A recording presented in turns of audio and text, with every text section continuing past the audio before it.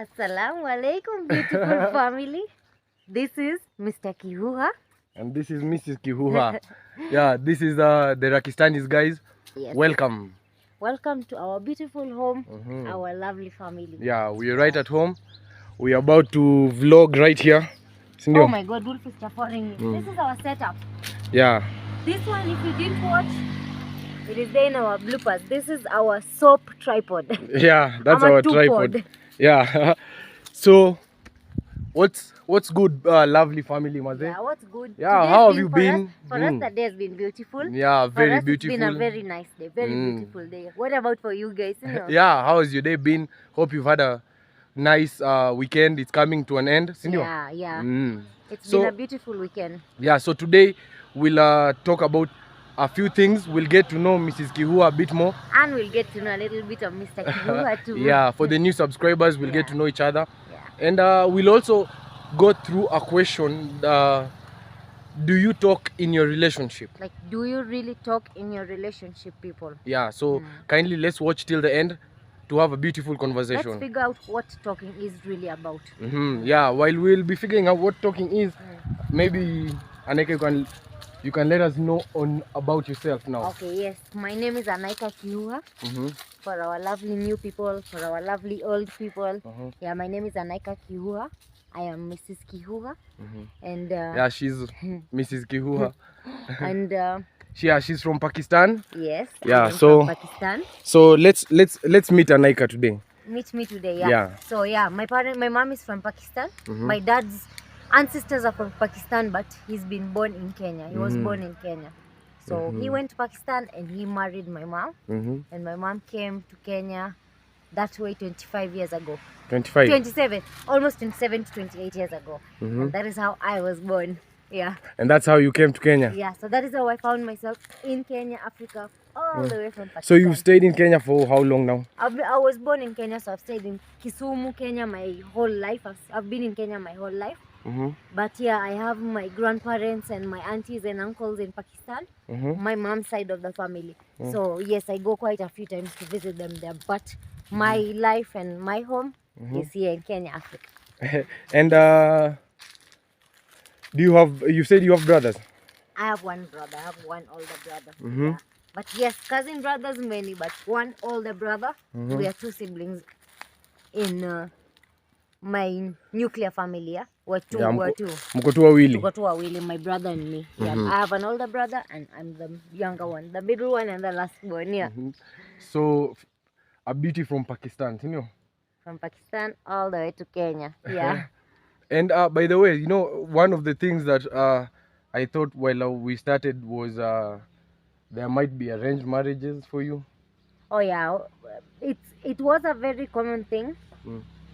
But I think as things are changing, because things are changing so much around the world. So I think even they have been adopting to that quite. So mommy and dad. Mommy's and dad's was arranged marriage. During their time. It was arranged. Yeah, during their time it was quite strict in arranged marriage. Like them, they used to believe in what their parents arranged for them. Yeah. And have they accepted us the way we are? Yeah, they must. They love us. Yeah, you know, that's one of the most beautiful things that I personally found is that her family really accepted me for who I am.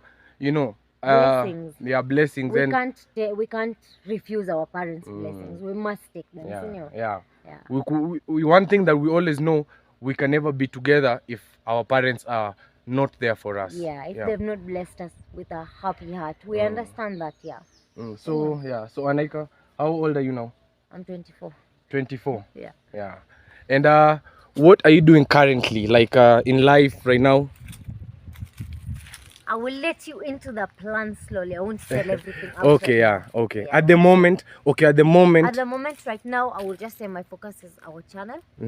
I just want us to give it everything we can, so we can start giving us the monetization. And now let Mr. Kihuha tell us. Mr. Kihuha was born in Kisumu. Yeah. Yeah. As you've heard, I was born in Kisumu. Yeah. I grew up in Kisumu. Majority of my entire life I've grown up in Kisumu, but I've lived. Same here. Yeah, but I've lived in Nairobi. Yeah, I have one brother, and I'm the in our family it's a family of Habari Lena? Uko salama? Uko salama sana. Aya. Bye. Yeah, so in our family, we actually 3 because it's just my mom and my brother and I. Yeah, and that's how I grew up. And I met this beautiful lady. Very powerful mom. Yeah, one day you guys will know her.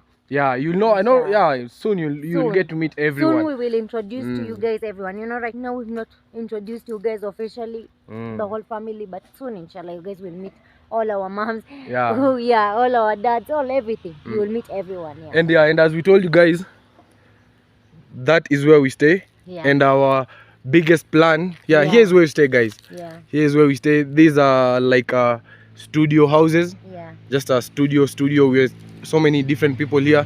Those are not our clothes today. Those are not our clothes today. These are outside latrines here. Yeah, for compost, you know, disposing of the compost. This is a beautiful AANIQA here. Now you're supposed to go and letting us know, after being born in Kisumu, what else? Oh yeah, so I was born in Kisumu. You know, me being the firstborn in my family, I basically, you know, was the one who was raising everyone in my family. You get what I mean? Yeah, so I was raising everyone. And that really taught me responsibilities. You know? Yeah, that's one thing that I came to learn. It taught me a lot of responsibility that I appreciate now. And currently, as AANIQA said, we're working on this beautiful channel, beautiful family with you guys, trying to get monetized, trying to start a family. You know, our biggest plan is to start a family, and definitely we cannot start a family without, you know, an income. Yeah, without financial. You know, that's reality. We cannot start a family without an income. I don't know if you know that is the one of the most beautiful quality that you have is how responsible you are. Responsible. You know? Yeah, like how you decide to take the responsibility of whatever situation is around you. You know, that's a choice you make. You don't wait to see who is going to be responsible.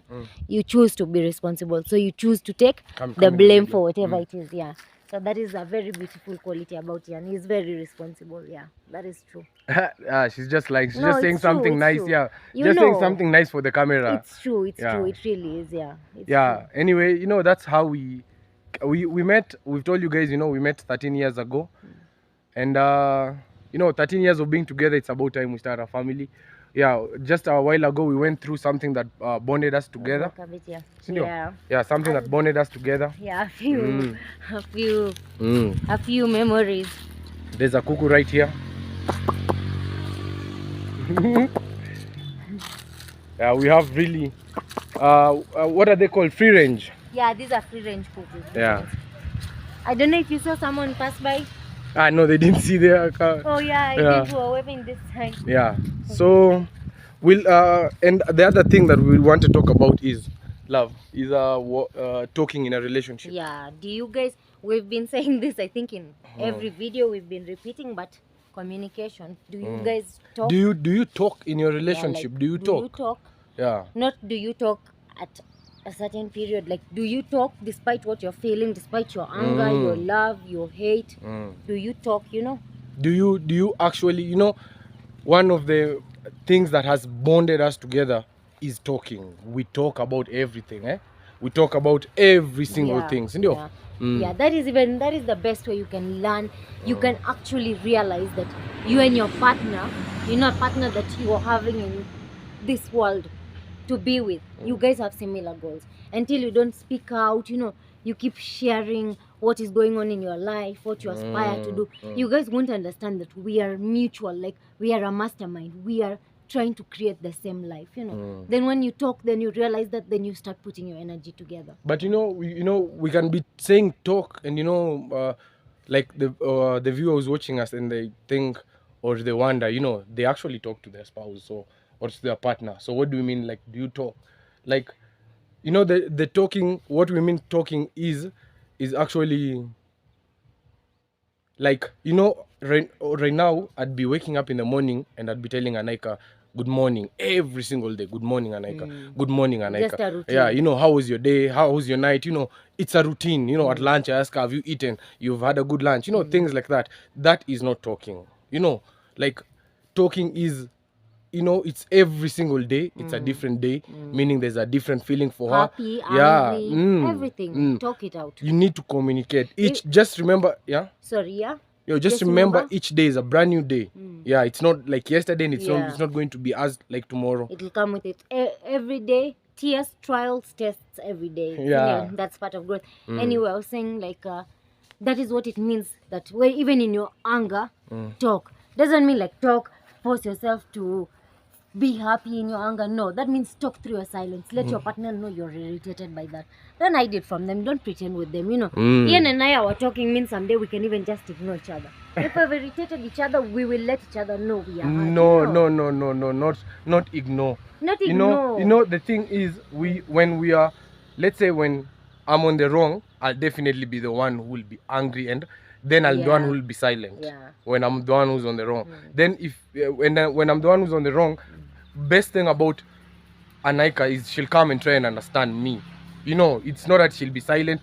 You know, she'll test the waters, like how is it right now? You know what I mean by silent is like say we were just say we had a small argument, and in that argument, say it'll take us 30 minutes of us not talking to each other, but say the other person, just exactly like I was saying, the one who is not on the wrong side will just find it funny because of this communicating. You understand? So, but what I'm saying is expressing how you're literally truly feeling is a way of communicating to your partner. Yeah. Don't force, like what we mean in your anger talk to them is not force yourself to be happy and force yourself to talk to your partner like or you it love has them. to be a specific way. Yeah, just you just Talk. communicate with them. And one thing about talking is talking, it's like you know, one thing that we have is we carry a lot of baggage and luggages, you know, sometimes from past life that we're bringing to the new relationship, and these luggages, the only way we can be able to live through them is by, if I have my heavy luggages, I'd leave them with AANIQA, and AANIQA will come with her heavy luggages and leave them with me. I'm strong for hers and she's strong for mine, and that's why we come together. So talking is part of that, letting it out. And it's not like it happens just randomly. You decide one day I'm going to take my partner's luggages. Every day with It's that effort, even when you feel like maybe I'm not doing the best effort, just do that little that you can, you know. It's an everyday effort till one day the communication between you guys will be so comfortable, you know. You'll be happy to be with each other each minute, you know. You'll see each other each minute. You'll be excited, you know. You just wonder, where is this excitement coming from? I'm jumping all over my person. You're barefoot. I'm Why? enjoying the nature therapy. Yeah, so by we go on walking. By there, this our tank here. It's empty since there is no water. But it wants to rain. You can see how dirty it is. It's very dirty. Yeah. It's empty completely. There has been no rain. Unfortunately, Dan lost his grandfather. Yeah, so man. Please pray for him. Yeah, Dan. Yeah, he was really upset when he went. They've gone to do the burial process, but yeah, Dan lost his grandfather. Probably they already know this route. Yeah. Have they gone this side? Let's see. Yeah. This side. So we were just having a good day, and maybe with that simple conversation we can end it. I hope you guys have gotten to know us, you know. Yeah, if there's more, let us know. We were One more thing, on behalf of all of us content creators. Yeah, on behalf of all of us content creators, we'd like to tell you thank you. Thank you for watching our content, not just ours, but every single one. All of us content creators. You are the ones who are supporting all of us, and we as Rakistani, we as the Kihuas would like to just say thank you, guys. Thank you for that, and may God bless you for that. Amen. Yeah, may you never lack, because we never lack, because you are there for us. Yeah, it's a big deal, you know. For one thing you have to realize for content creators is everything they put out is for you guys. So everything they put out is for what you give back, and you guys give back support. You know, you fight for the people you love, and those are things that really influence content creators in a big way for the effort they make. So thank you very much. Sometimes it's not even about telling you guys to do more. Sometimes it's just about thanking you. Thank you for too. the effort you already put. Maybe you know, we've like let me come in front of you. Yeah. You know, maybe you, like, I've been on YouTube for a while, and you know, it's really appreciative when content creator, you know, they appreciate, because we understand now that we're on the other side what it means. Yeah. And through our YouTube, guys, as you can see, this is where we're staying. This is the back side. Yeah. And the back wall. And our prayer is through YouTube and AANIQA is we can be able to move out of this place. Inshallah. Yeah, and go to a better place, you know. We want to start our family. Yeah. You can't start a family where you're not stable. Yeah. So that is why we really are trying to push the monetization process on YouTube. So we can not earn from, you know, we can earn from our own effort. Like we can start earning through our content. Yeah. Let it come to our hands for the hands that have worked. Yeah. Yeah. And we really appreciate that you guys are always here for us, you know, with the 1,000 mark. Yes. And now, inshallah, just the same way the 1,000 mark reached and passed, inshallah, even the watch hours will reach and pass. The watch hours are there. We are on our way currently, raising up watch hours. Look at these ones. It falls. What's going on? Oh. Wolf warrior. Wolf warrior. Wolf warrior. Hello warrior. They're all eating each other. Alpha.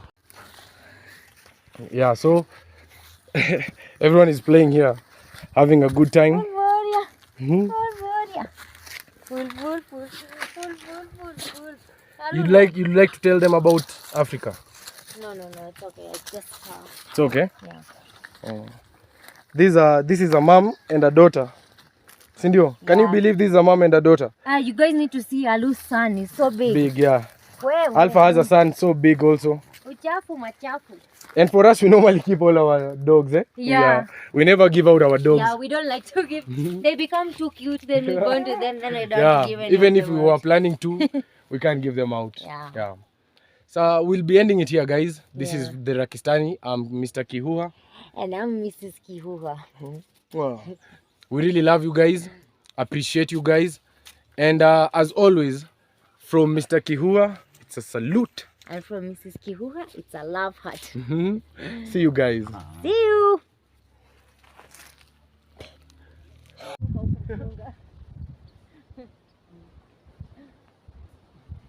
It's so beautiful, even that jogo. Nice. 20. Nice. Sniper.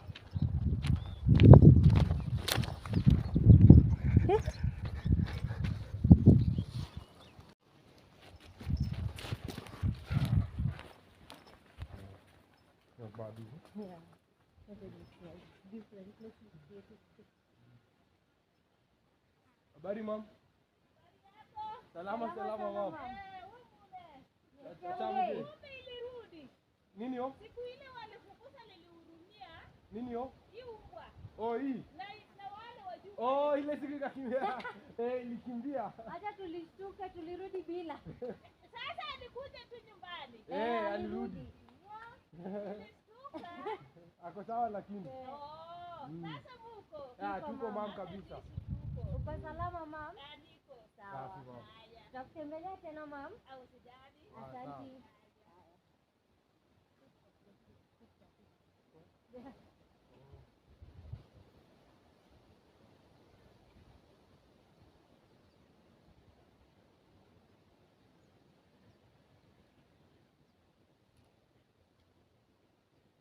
Next. Hey, somewhere there. Sniper. Welcome. Sniper, that is nice. Welcome, beautiful people. Welcome. Assalamu alaikum. Alhamdulillah for a beautiful day today. Today we're in the forest, guys. Yeah. Look We're at in the forest. Show them our seat. Our seat is a log. Yeah, it's a log. Yeah, it's a log. Yeah, there was some deforestation going here, something like that. Unfortunately. Yeah. It's not us, guys. We have a few questions. Here's where we'll be setting our phone. I don't know if you can see. Yeah, that's where we'll set our phone. And we have a few questions for all of us today. For rest week. It's actually not a question. It's a rest week. I don't know if we're sure about that. Yeah. But we had it's a rest week and we decided to handle one of the major issues. Yeah, for us, you already know this is interracial. So we are going to talk about how race has affected our relationship. Yes. And meanwhile, this is Mr. Kihuha. Yep, and this is Mrs. Kihuha. Yes. And you're welcome to the Rakistanis, Yeah, guys. these are the Kihuas. And today we're having a forest day, yeah? Yeah, today is going to be a chill day. Yeah. Yeah, and we'll get to know how race has affected us so far. It might seem like it's crazy, but things like there was arranged marriage, there was religion, there is so many things that we'll talk about in this video. So stay tuned. Let me place the phone there, and you can check that beautiful forest, guys. Here's where we're chilling, and here's where we'll be putting the phone. Yeah.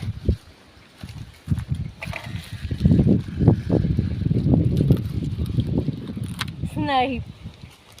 Oh, there's a nice small stream there. Maybe when we'll go later in the forest there. So I think there's a nice small stream. Yeah. From this side we'll go there. Yeah, we'll go there. What do you think? Let me see the phone up if it will hold. So yeah, that place there did not work out. It broke. It Yeah, broke.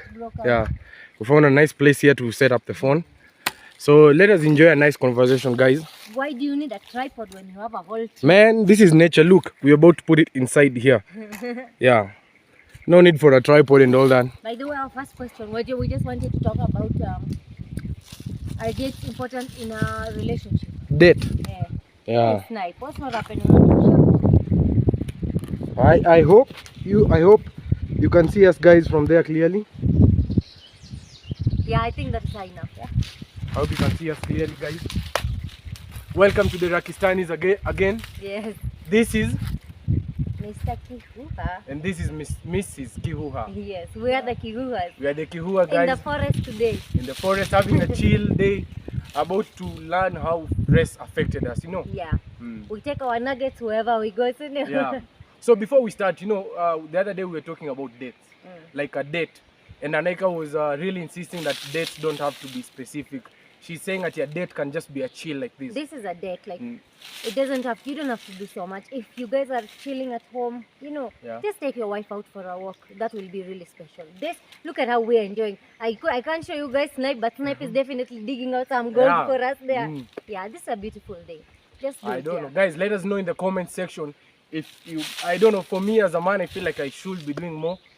No, this is not a nice date, but that's for another day. This is nature. I think when you're chilling with nature, there's nothing more blessed to that. You know, I don't know if you're seeing a bird in that tree. Yeah. Snipe here. You know, we can hear birds here. We're There's having a a beautiful stream. day. There's a nice stream here. Yeah, we can drink fresh water before going. We can dip our legs. You know, we can do whatever we want. Yeah. So meanwhile, let's tell you guys how race has affected our relationship so far. Yeah. For you, how has it been?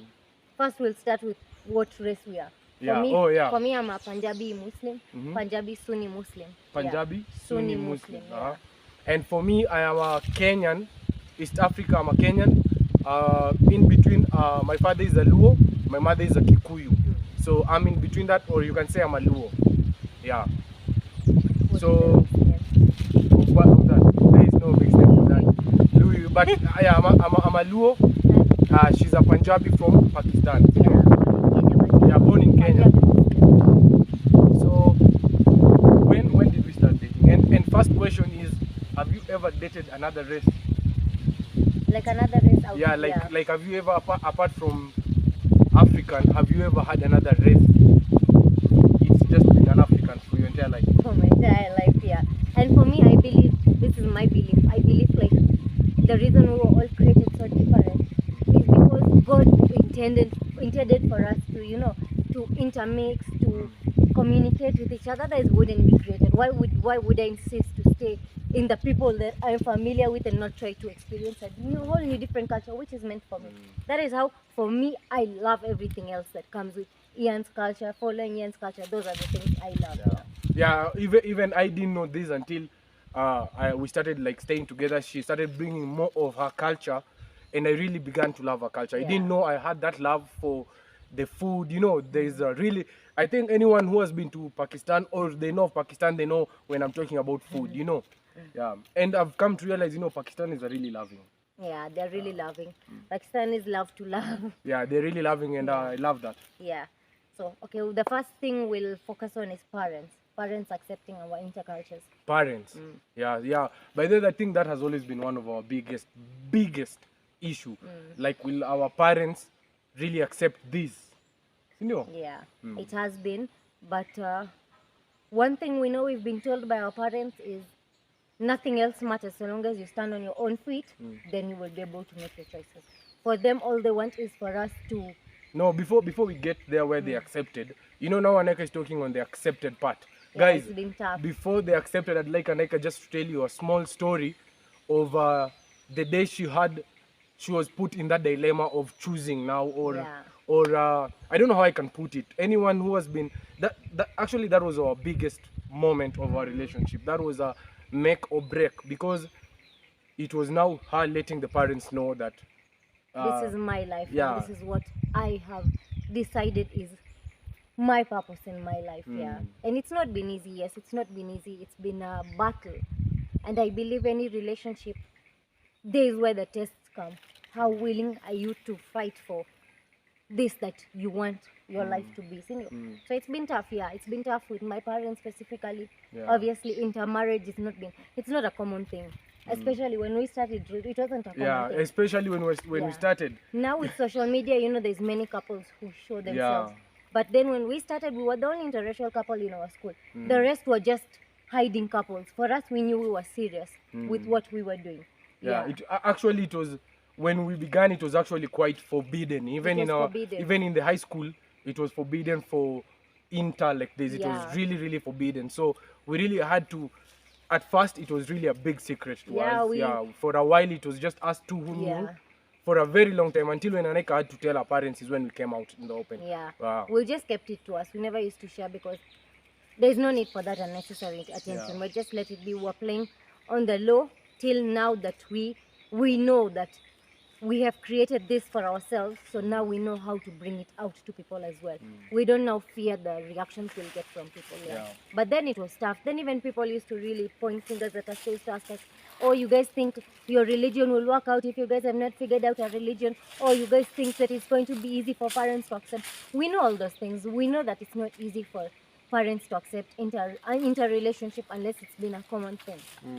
So we've been through all of those things. But it's No. And for me, my mom, as I've told you, for me, my family, we are three.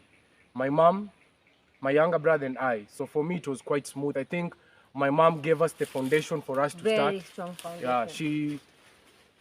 For my mom, since day one, she's always known it's been AANIQA. She's been part of the mentors that I had to understand how to keep AANIQA for this long. You know, it's not been at the smooth. It's been tough than we know. It's been tough for what we've been through. But what I can say about mom is that she gave us that vision that this can work out if you guys can put in your side. She always showed us that by how she used to approach us, by how, you know, for her from the first day, it was already like we're already married. You know, she already treated us like we are a family now. So she used to discipline us. She used to advise us according to knowing that this is not something that is a game. This is something that is your serious, life. This is your life. You're going to have kids. You need to be awake and aware of what you're doing. So for mom, she has been our biggest foundation since day one. Since day one. So on the parents' side, it was more on, and I think we all understand why. You know, like from the Pakistan, they were accepting a foreign, everything foreign. You know, so it was really hard, but we thank God, we thank Allah that we know, that we are here today. It's been tough for us with everyone. With our parents too, it's been tough.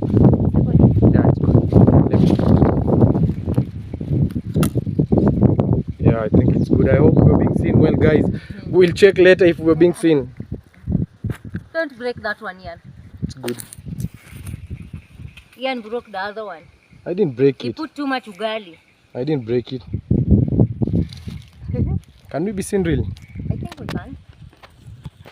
Guys, let us know in the comment section if you can see us, Amma. Don't tell me I've missed. I think we can. I can see there. But only our heads are being seen. Really? Yeah.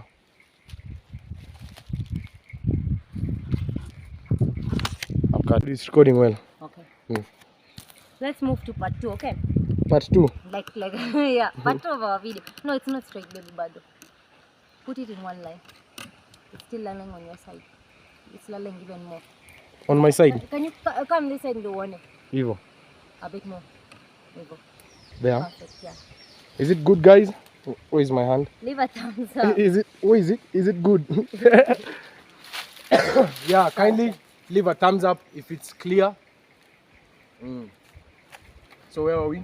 Did we finish parents? Yeah, we said Parents. Yeah, parents was for my side it was a blessing. It was, Even for your side it's become a but- big blessing because if they allowed actually from then, yeah. I think it would have been easy for us and it wouldn't be here today. It wouldn't be what like how it is now, yeah. Because it's been tough for I think everyone as a family, including moms and everyone. But anyway, let's move to part 2, cultures. Cultures includes culture. Just let's say culture. Yeah, how was our race brought different cultures or Yeah, like that. Like how have you been able to handle the introduction of a different culture into your life? Oh man, I love it. I love it from my side. I really too. love it. Yeah. I've already told you guys, for me, I believe like that is how we're meant to be. You come with your culture, someone comes with their culture, and you guys mix up. You can't just come with one culture and, you already know whatever you know. Yeah, we teach each other new things every day. Yeah. Yeah, so culture has been a smooth ride. Actually, it's been the best thing. Let's break down. Food. Food, food I've already told you. I love. Do you love the African food? I love. You love cook, ugali? We cook ugali, I think. Okay. Out of every other meal, ugali is the most common meal. Kwanza Okay, ugali what's your and favorite African eggs. food? Ugali and eggs. I love ugali. Ugali and eggs. Eggs can is cooked with nyanya. I love those ugali and eggs. I don't know. I just love them. Yeah, for me, there's this. They make it with mala. It's a stew. What is it called? Which one? The stew with mala. Even kuku or Yeah. any. Like mutton. Is it called mutton what? Yeah, mutton. Mutton curry. Yeah, it's not called mutton curry. They're different. There's called nihari. There's called karai gosht. Yeah, it's one of the I think curries, yeah. all of them, they come really nice. Especially, I'm a fan of ugali. So if Yeah. you put ugali with that, it's like you've brought Pakistani delicacy with To an African Africa. delicacy, and it's perfect. What of dressing? Dressing. Yeah, actually dressing, I'm not a fan of the dressing, the African dressing, the way our young girls, our sisters are dressing. I prefer the way, the what is it, sari and Not sari. Sari. I mean, chuni. shalwar kameez. Yeah, shalwar kameez and Yeah, just those and Yeah. hijab and the simplest, the way you're dressed, the Yeah. covering. yeah. For me, I believe like Ian's background culture is SDA, which actually they dress quite neatly. Say your mom, your aunts, they dress really neatly. So from that side, I think I've always seen from our family, say our side of the family, they always dress neatly. But the young girls here right now, they don't follow any culture. They don't follow any religion. They don't follow any culture. So yeah. Yeah, and one thing that I love also is to have a God-fearing woman. Yeah. Yeah, God-fearing woman, and not just fearing. In fact, someone who they have a relationship with God. Who have God in their life. Yeah, who have God in their life. That's a really big thing, Even for me, that's important because I believe there is no life without God. There is no. Because then, where did you think you came from? Yeah, Anyway, religion. religion.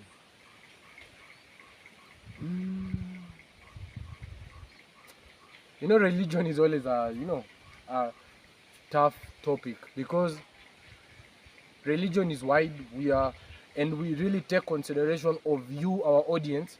So we really have to be conscious We don't want to overstep. yeah, anyone. we have to be conscious of all of you guys. But anyway, between Ian and me, between Ian, me, and our families, we've never had an issue with religion.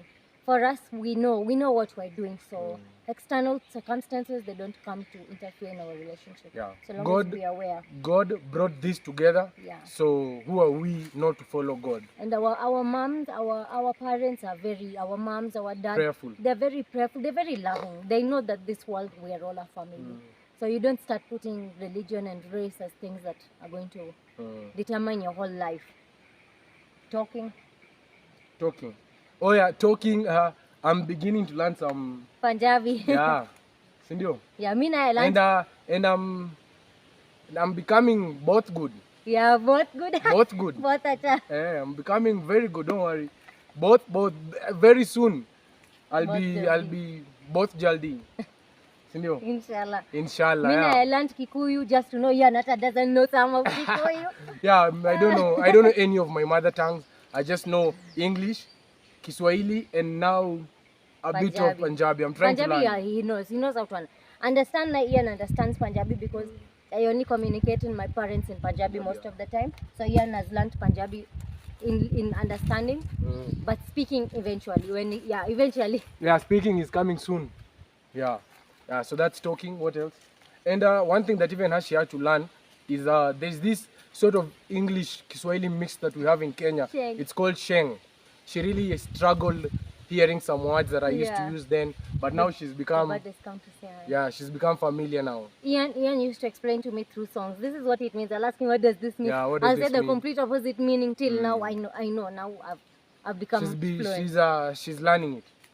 Now general culture respect. General Culture respect. culture and respect. No, like general respect that For the culture. our culture is like you as your culture, the general Oh, respect you give me. oh yeah. I think we start with that. We start with that. You. For me, I would say, just like I told you, our families are very, Open. I don't want to say even godly, but just very humble. Our parents are very humble. So for us, general culture respect is we respect each other's culture to the highest. When there is something that the other person needs to do, you respect it. Like Ian fasts with me. I celebrate Christmas with Ian. It doesn't matter. I think that is the beauty of having an interracial relationship. In a year, you just don't celebrate Eid thrice. You celebrate plus Christmas. You have more celebrations to do. Yeah. Another birthday saying hi. Yeah, it's watching. What are we doing? Yeah. Yeah. So for me, culture, I think having us Africans especially, we are very. We really don't understand cultures that well because we come from heavily cultured backgrounds. Already in Kenya, 45, 46 tribes, that's a heavy culture. So when we're coming out of our own Africa, when we're coming from Africa, we come enclosed. I'll be coming out of Africa saying I'm a Luo and not an African. So I go with a culture, and that normally brings a big barrier between cultures. Yeah, it's true. It brings a big, because you're going there feeling you this and you meet a different culture and you don't want to open to that culture. So what AANIQA has brought for me as an African, as a Kenyan, is to be able to accept more cultures. Now I'm so free with every single culture. That I've stopped putting myself, I'm a Luo or I'm a Kikuyu. I'm a Kenyan. I'm an African. Yeah, so that's what has brought me. I don't see cultures now. I just see AANIQA. I don't see it here. A Pakistani. I see the mother to my kids. My wife. We are a family. That's why we say here in this world, we are all one family. Yeah. We sit like we're one family. We don't sit like you say, oh, this is so and so culture. No. In fact, from the high school we've come from, we were like a big group of different cultures, and we used to do everything together. If not eating every meal most of the day, we would find ourselves going for trips as a whole big. One of your best friends was African. Melanie. Melanie. I have a Singh. I have a fellow Muslim. Even me, one of my best friends was an Indian. A Hindu. Yeah. His name is Sham Raval. Big up to you, bro. Yeah. So yeah, for us, I think that's how it's been from the start. And we've never had to come back home. Then our parents tell us, oh, why are you associating with such cultures? In fact, our parents tell us, oh, go out more. Like, you guys come home. Ian used to come home for Eid. Yeah, Ian used to come home for Eid during high school. Birthdays, yeah, I used to be at the home basically the entire year. Yeah, we used to be together. Yeah. Imagine that sort of a openness it's created for us from the start. We didn't have to go and hide ourselves to meet. We used to meet in the presence of our parents. Of our parents, yeah. And because we had something for each other that was respect. Yeah, we've always had. As long as we had that respect between us, we can go in front of our parents because we know ourselves. Yeah. I think that's the biggest thing that helps us even through any situation we have, is that we remember at the end of the day we have respect for each other. Yeah. Then, when we got together with Interracial, a common scenario really. No, we've gone through that. When we started, it was 13 years ago, and trust me, it wasn't a thing at Interracial. Oh, you guys are interracial. It's forbidden. People used to make faces at us. Literally. Forbidden. You cannot do this. People hated it. Like, everyone hated it in our school.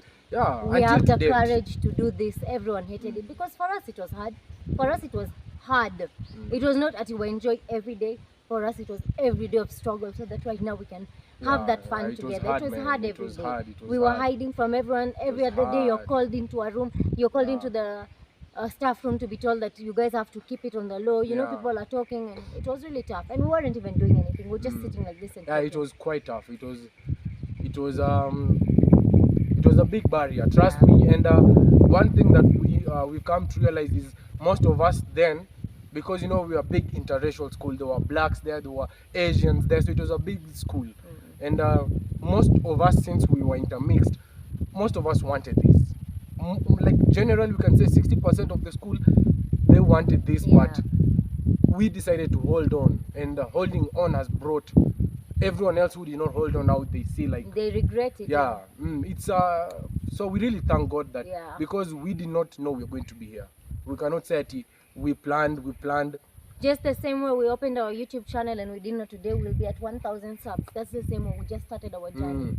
We just started with okay, God, wherever you will take us, we will just go there. Every day we will live by you and with you. Yeah, but and one thing that we always do, we have each other. We have each other. It doesn't matter. It doesn't matter. It doesn't matter. It doesn't matter. We have to be together. You know, that's one thing that we really love about each other is we fight to be together. We fight to be. It's tough for us. It's tough for us. That's what makes this togetherness so special to us. That's what makes a simple date like this so precious in our hearts, isn't it? So, and next question, we are it's winding not up. Questions. It's not questions, just a few topics. Like being interracial in Kenya. I think it's a beautiful thing. Is it? I think like forget about now the negativity. I feel like when we're walking through, maybe you would see in the start of the video, there's a fellow mom that greeted us on the way. People love it. People, when they hear that, a Pakistani has come to marry in Kenya, they feel like Ian is their son, I'm marrying. So they get so excited. I'm telling you, I get gifts. I get gifts from fellow moms selling vegetables. Random. They just give me, Random, like not even that they know me. You know, they just give us extra things because they're really happy for us like this. Yeah, having for me, having you as my wife in Kenya, you know, I won't lie to you guys, it's given me a slight elevation to where, you know, I could be with the ordinary Kenyan man. At least having her as my wife, it gives me the motivation to work extra hard. I'm not lying to you, it's the truth. Knowing that this is precious and I have to take care of this, come on, I have to work extra hard for that. You. Being interracial in Kenya is beautiful. Distance due to having different background. Yeah, it's brought. That was like. It's brought. Yeah. It's brought a lot. Us in interracial has brought a lot of distance between us, here. Not distance emotionally, but physical distance. Yeah. It's geographical. It's brought a lot of that. The very first year Ian came, I think I went to Pakistan. For 2 months. Man, for 2 months. And even talking was hard, especially the first time. It used to be hard. It was tough the first days, We've been through everything. If you'll say fights, if you'll say distance, if you'll say being shouted at, if you'll say difficulty, we've been through everything together, Ian. You know. We're done. We're done, yeah. Yeah. So while we're closing, guys, I'd love to just thank you guys for watching the video till this far. Yes. You know, thank you for supporting us content creators. All of us content creators, Thank you for supporting AANIQA. Thank you for supporting Ian. Without your support, we could not have the strength even to come. Imagine just knowing you guys are there gives us the motivation to do this, you know. Yeah. So go on supporting us. We appreciate that. Go on supporting us. Go on sharing our video. Go on liking the video. We really appreciate it, and we promise you guys we're going to have a beautiful future ahead of us. Inshallah, Amin. Yes, Ian. And also motivation for you interracial couples. It's not difficult. I think the difficulty is more like what Dad told us. If your relationship is going to be worth it, then you're going to go through fights for it. You have to fight for it. If you don't fight for it, then it's not worth it. So we are fighting because we know this is worth it for us. Fight for it because it's Fight for it, guys. It'll be the best thing that you can ever have. You know, just on the plain simple terms is, when we began, we didn't know one day we can open a channel, and we'd love you loving our channel because of our different cultures. You know, there are so many channels there, but I'm so sure because of theirs. You know. I think even just being together, different cultures, we've produced our own different culture in between, like a mixture of Ian and AANIQA. We've been able to create our own culture, our own ways we follow, our own, like how we cook ugali with karaigosh. You know, that is Ian and AANIQA's culture. So yeah, I hope you guys enjoyed that with us, and thank you for tuning in. Thank you for tuning in. This is the Rakistanis. This is again. Let me give them a love heart. This is love heart. This is the Mrs. Kihuas, Mr. Kihua and Mrs. Kihua. Yeah. So. And you guys are our lovely family. Yeah. Have a blessed day. Let us be the ones to give them blessings today. Yeah. Have a blessed day. Amen. Oh, for me, it's a Salute. salute. For me, it's a love heart. Is your partner responsible for your well-being, dear family? Is your partner? Olena. Oh, Lena. Habari? Poa poa. Tuko poa kabisa sana. Lena. Uko salama? Eh. Haya. By the way, Lena, tuko na YouTube channel inafaa utucheki maze. Tuko na YouTube channel ndio unatuona siku hizi tuna record hivi. Sawa, Lena, tutakutumia jina utucheki, si ndio? Good day, bye. Yeah, that's our landlady. Yeah, so what is the question again? Yeah, is your partner responsible for your well-being, or does your partner play a role in your well-being? And assalamu alaikum, beautiful family. Welcome to a beautiful rainy day today. Yeah, it's about to rain again. You know us with the rain. Yeah. We've missed the rain so much. Yeah, we love fresh rain. So the topic, and also part of the question that she's asked about wellness, we're going to talk about wellness. That includes maybe mental health and spiritual. We'll also tackle a few of our education life. Yeah, we'll tell you guys the levels of education, where we've studied, and what we think about education in general. Anyway, let's start with the first one. Ian, does your partner play a role in your well-being? Yeah, my partner plays a big role in my well-being, because my partner is you're responsible for. You're the one who sees me. Yeah, I'm the one who sees you. Are you worried about the rain? No, the rain is good. Perfect. You guys get rained on with us anyway. For me, yes, definitely, because your partner is the one who knows when you're not doing well because of some sort of, maybe your mental well-being is not doing well. Your partner will always know. So that is where they play the role in trying to change that for you. Yeah. So your partner plays a big role in your wellness. All your wellness, mental, spiritual, and health. So in mental, and in mental, what role do I play in your Nini? In my mental well-being. In my mental well-being is communicating with you, Ian. Anything that hurts me, I communicate with Ian. And that takes, how you've told them before, takes the luggage out of me. I drop you my luggage, you know. And you give me a solution to my problem. You understand? So in your mental well-being, if you will always communicate with your partner, they will be able to help you. So that is where the double role plays. Yes, your partner will play a role, but you have to let them in. You have to enable them to play their role, by communicating with them. So what is mental wellness?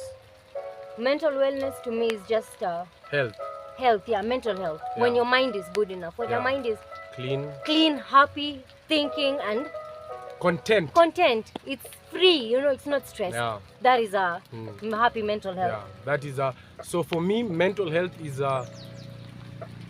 AANIQA, do you play a role in my mental health? Because I'm bettering myself every day, bettering my mind every day for you. So you do play a big, if you're not there, then maybe I'd not be putting that extra. So you do play a big part in my mental wellness. And let us know, guys, like even us would love to know, does even Rakistani play a role in your mental wellness? In your mental health. Spiritual health. Spiritual health. Start. Let us know on your spiritual health.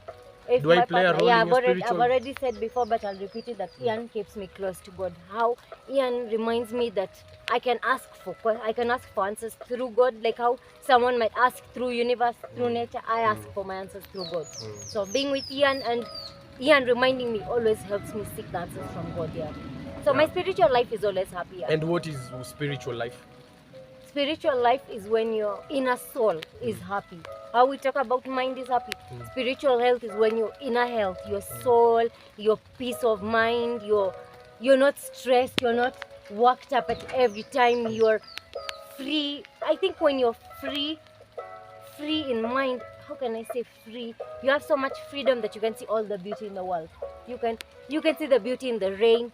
You know, there'll be someone who will be so mental and spiritually clogged that even when something like it rains, you'll see like now it's messing my video. You understand? So I think for me, spiritual wellness, it's actually the mental and the physical combined. When both of your mental and your physical. Umetutembelea leo mama. Poa sana mama. Mvua imewashika. Sisi tuko tu hapa tumetulia. Yeah, tulikuwa tuna record tu. Video. Sasa wewe. Muslim itakuwa siku gani? Tunapanga Friday. Friday. Niliona ni ati tunasherehekea ni Muislamu. Oh, Ramadan. Bado 20. 20 days. Yeah, 20 days. Yeah. Tutakuwa tu hapa mama. Sitakuwa. Hata hii tunasherehekea pamoja. Ramadhani kisha hiyo ni sherehe. Tunasherehekea. Tuchinje mbuzi pamoja mama, tukule wote. Mbona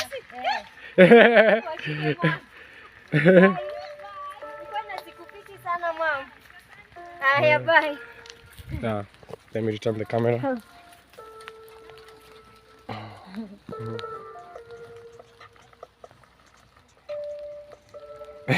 You're still smiling. Yeah, that's literally our life here. Our moms take care of us. They take care of us. And That's really a mom love it, from Mtoni, where we go to wash. Yeah. She's from Oh there. yeah, probably you've seen it on our video, some of the videos We there. stop and say hi there. That is the mom. Yeah. Yeah. Today she's passed by our home. Yeah. Yeah. Now we're on spiritual well-being. Yeah. Oh yeah. So I was saying spiritual wellness for me is when the mental and the physical are aligned. Yes. Then the spiritual is aligned. That's true. Yeah. So, and the mental, AANIQA plays a big part. And now we are moving to the Physical. Now physical well-being. Yeah. Physical well-being is health. Your general health. Is it doing well? You know. Yeah. And before, like, we move so far away from these two, like, how do you keep your mental wellness healthy, and how do you keep your spiritual wellness healthy? One thing I learned over time is my thoughts. I learned to become one with my thoughts. So when say things are up and down, I just take a second to go back inside my mind, you know, just to see what my mind is thinking. When you're one with your thoughts, then you know how to direct your thoughts. You know, one thing that makes situation seem so impossible is your mind. How you think of it. It's not the situation itself, it's your mind. So when you can have a control over your mind, and one more other thing I do is I read James Allen. When I'm really you study, you just educate. Yeah, I educate. Not even just James Allen, like that's an example. Like I read a book like James Allen, and when I'll read there, I will definitely find the answer to the situation I'm going through right now. Yeah. So it's you are how you keep it clean. Your mental health has to do with how you keep your spiritual. It's both combined, because reading something that will make me happy will definitely grow my mind too. Yeah. And by the way, all this wellness, spiritual health and mind, all of them have a hunger. They have a hunger that needs to be satisfied. Yeah. The mind has a hunger that needs to be satisfied. The spirit has a hunger that needs to be satisfied. And as you know, physical needs food for it to go on. Yeah. So if you're not feeding all this with the right food, with the right everything. Yeah. With the mind, have something that is called a filter in your mind. Have a filter that you can learn how to block some things out. No, yes. And never run away from your thoughts. Love your mind. Love to be going back to your mind. Love to go back to what your thoughts are. Be in love with your thoughts. Then your thoughts your subconscious will work on your thoughts being so beautiful. You understand? Yeah. And when your mind is peaceful, your external health, now we're going to physical being. Yeah. When your mind and spirit is peaceful, your health is generally blooming. Yeah. So how do I play a role, and how do you keep your physical wellness in check? Yeah. So he said in terms of cooking, it's me. In terms of cooking, it's me who needs, yeah? Yeah, let me. Yeah. In terms of cooking, it's me who, it's my contribution comes in terms of cooking, and Ian's contribution comes in terms of our physical. Yeah. How can I say, like working out, keeping fit, that is where Ian plays. Then cooking, I play. But in reminders, like Ian will remind me that, you need to eat shauri yako, that you're the one who will be holding our babies and you're not eating, 12. You go figure that out then. Yeah. And Ian, we eat one meal a day. And sometimes Ian will not even want to eat that one meal. So there is where I come in, pushing him in. So you see, it's very not direct. We are connected. Yeah. For physical, we are connected because, as she said, she plays the biggest part, which is always what I'm eating. Yeah. Yeah, she's the one who is aware of what I'm eating. And as she says, we have 1 meal a day. We have 1 meal a day, yes, because maybe the other fans are not there to have the rest armor. Yeah. And we also do that because it's one of the best ways to keep yourself clean. And Pia, how you said, like, this hunger that is always there. That Feed, fulfilled, yeah. That hunger, you must feed it. So it's a way of what was I saying? Like you're saying about food, about 1 meal a day. It's the best way. Oh yeah, 1 meal a day. We use 1 meal a day, and because we want 24 hours, we want to open only the 4 hours for eating, and the rest of the 20 hours purposefully direct them to something. One of the things that food comes with is indulging and a feeling of achievement. If we ate right now before doing this video, we'll have a feeling of achievement. Yeah, we wouldn't have this energy to get the achievement, the feeling of achievement through our videos. The way we are getting it through this What are you video. wiping? No, it's good. Yanni is being trained on. Yeah, so physical, on the physical, my outside, I help. For me, I'm the one who takes care of the outside, of working out, cycled and running and doing that. That's where I come in. She comes in for the food. So all these 3 things are literally intertwined, because, and also being together for 3 years, guys, you must understand. 3 years. 13 years.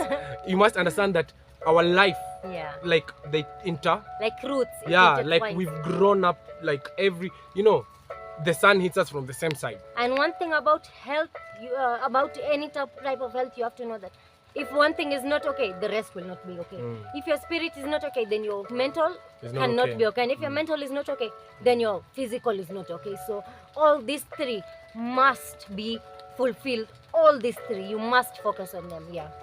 And to do so consciously, you must have a conscious mind, like awake. You must be awake on your decision making. Just remember that each decision you make determines your next step. So if you are unconsciously making decisions, then you will no matter, sometimes in life you run into a problem and you're like, how did I run into this? You unconsciously made a decision one day that's why it's there now. You're getting me? We are seated here because there was a unconscious decision that we made. It's true. And we are always very quick to accept. We don't run away from what we've done. So please, one biggest way to help yourself by yourself is start accepting what you've done. Okay, whether it's good, whether it's bad, start accepting. Me as a person, this is what I've done, and this is what I've done, and this is what I've done. That way you will see which are the ones that were building you, and you will be able to walk that way, and you'll be able to eradicate these things that were not building you. But first, admit it within and to yourself, please. And on that, we'll start with a question on education. Like, AANIQA, for you, what is your take on education? Education. Education is very important. Number one, we know that education is passing knowledge, so it's very important. But we are talking in current Kenyan terms, in what is going on in educational terms in Kenya. They are not being given the necessary education for them to be able to prosper in the life that is coming ahead of them. You understand? Yes, they're being given education, but they're being given education that our ancestors needed to prosper in this time. You understand? That is past. It's gone. Okay. They need to be okay, and like when you were saying about the education, like kindly let the audience also know like your levels of education, so they can understand when you're talking about education.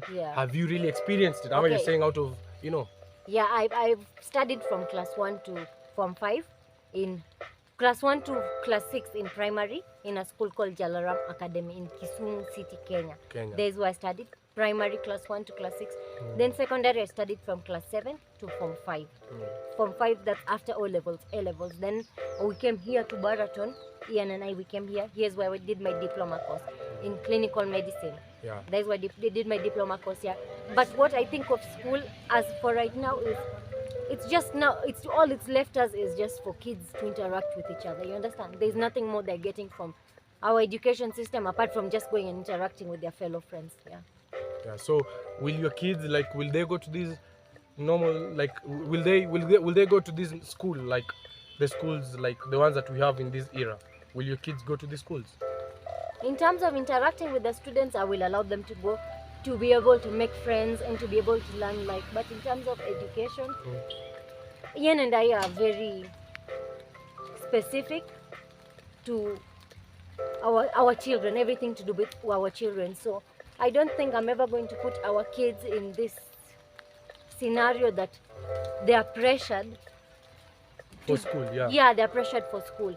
I think every child, you can, at some stage, you can start seeing what this child is interested in. Yeah?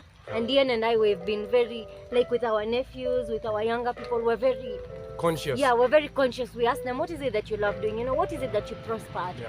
So with our kids, that's the same policy that will work. Whatever is their purpose in life, we will never try to shake them off their purpose. Yeah.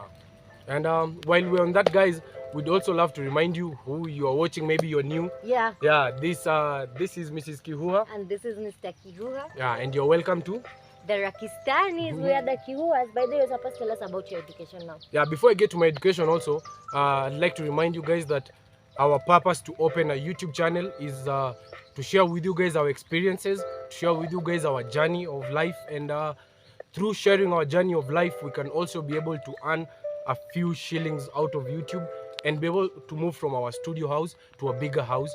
Yeah, and we have the plan laid out of every single detail.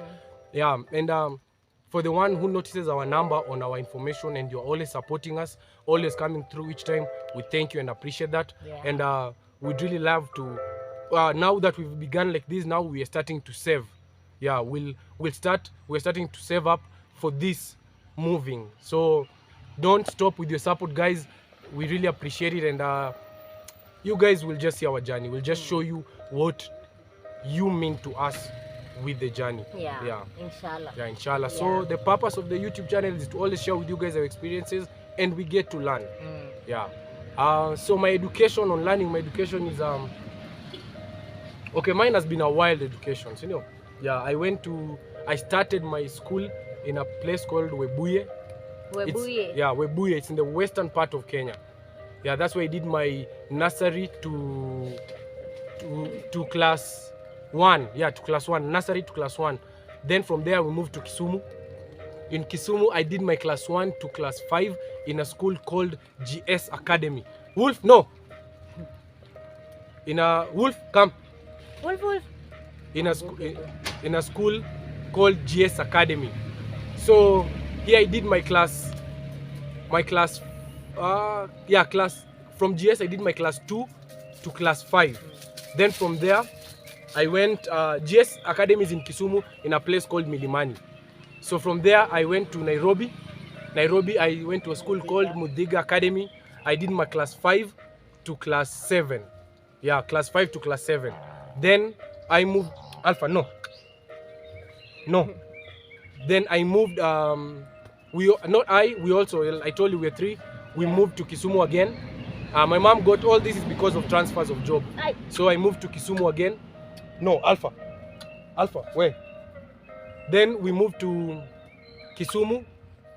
Alu, no. Good girl. Yeah, so we moved to Kisumu. I did my class from Nairobi. I was in class 6. So in Kisumu, when we came back, I went to class 7. This is 844. Yeah, this is a school called Central Primary. It's a public school in Kisumu. That's where I did my class 7. And at the end of my class 7, my mom managed to get a raise again. And that's when God blessed us to be able to move from this public school to an international school. Jalaram. Yeah, Jalaram is an international school. So that's where I met AANIQA International. And actually, I always say this. In Jalaram is where I got my first class experience. I don't know if that makes sense. I got my first class experience, and since then, it's only first class now. Yeah. Yeah, Jalaram and Central were very close, like in the same line. Yeah. Stone throw away. So we used to cross, like Jalaram students while they're going home, and Central students while they're going home, they cross on the road every day. Yeah. So we used to cross and we didn't know each other. We didn't know each other, but I'm sure we've seen each other. Yeah. So that's for our education. Yeah. And my take on education is education right now is shift. Like it's what we are being taught in. I've not finished. So I did there Form 4 in Jalaram Academy. O levels. O levels, yeah, until my Form 4, and I came to Baraton, where I've done auto engineering in automotive. Yeah, automotive engineering. Automotive degree, yeah. Yeah, degree. So in that, that's where in this degree part, because now I'm done and I'm not being able to get the job with a degree, it's not one of the easiest things. So meaning the education we're getting, it's behind a bit. Yeah, it is. It's true. It's behind a bit. And right now, for any one of you who might be watching us and you're wondering what is the next step in life, brother, sister, now just go on the internet, look for whatever you're looking for. You have your personality, you have something that maybe you're looking for a platform, you've been waiting for a platform. The platform is called the internet. Go to the internet and be who you are. Yeah, be who you are. And that's the internet is the future. No one is going to be making money from hardship anymore. I think like what you're saying, like even in terms of doctors, you're earning more through putting your day-to-day work on internet than you're earning through the hospital where you work. You understand? The internet, YouTube is probably paying them more than what they would earn through where they were working here. So that is how it's changing, and you must change. You must be ready to evolve with the world, the earth, and that's something that always happens. Yeah, us being human beings, we are evolving. We always evolve. Things change, then they go back to scratch, then they change. Yeah. So right now, in terms of education, the education in terms of knowledge that is being taught in schools is not sufficient enough for the kids. Yeah. So guys, we've talked about a few things. Also, kindly drop them in the comment section. Oh, and by the way, we are accumulating the questions. Yeah. You ask us your questions, Pia, and let us know what you think about what we've spoken about. What is your view on education in general? What do you think of depending or not even depending of your partner playing a role in your well-being, not general well-being, you know? Let drop a comment, guys.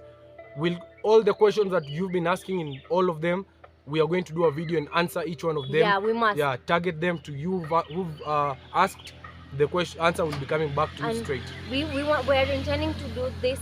We're intending to do this answering questions through our live. Through our live kindly stream. tune in into our live. Maybe drop a comment and tell us what time you guys think. Like, is it night? Convenient. Yeah, what time is the best time that you guys will be available? Yeah, we really want to do this live stream now. And last time it was not accepting. This time it's accepting. So we will answer those questions in a live stream. Yeah.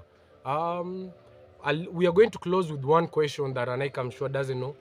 Yeah, I always plan for a question that she doesn't know so that I can surprise her with a question. The question is, what do you fear in our relationship? What do I fear? Yeah, hold on, let me check. YouTube, drop an ad right here. Yep. Yeah, YouTube is good. Yeah, now let's go on. Yeah, so what is your fear in our relationship? I don't fear. I think we are way past what fear is now, you know. I understand what fear is. Fear to me is just a door that I have to open to go to a better side of my life.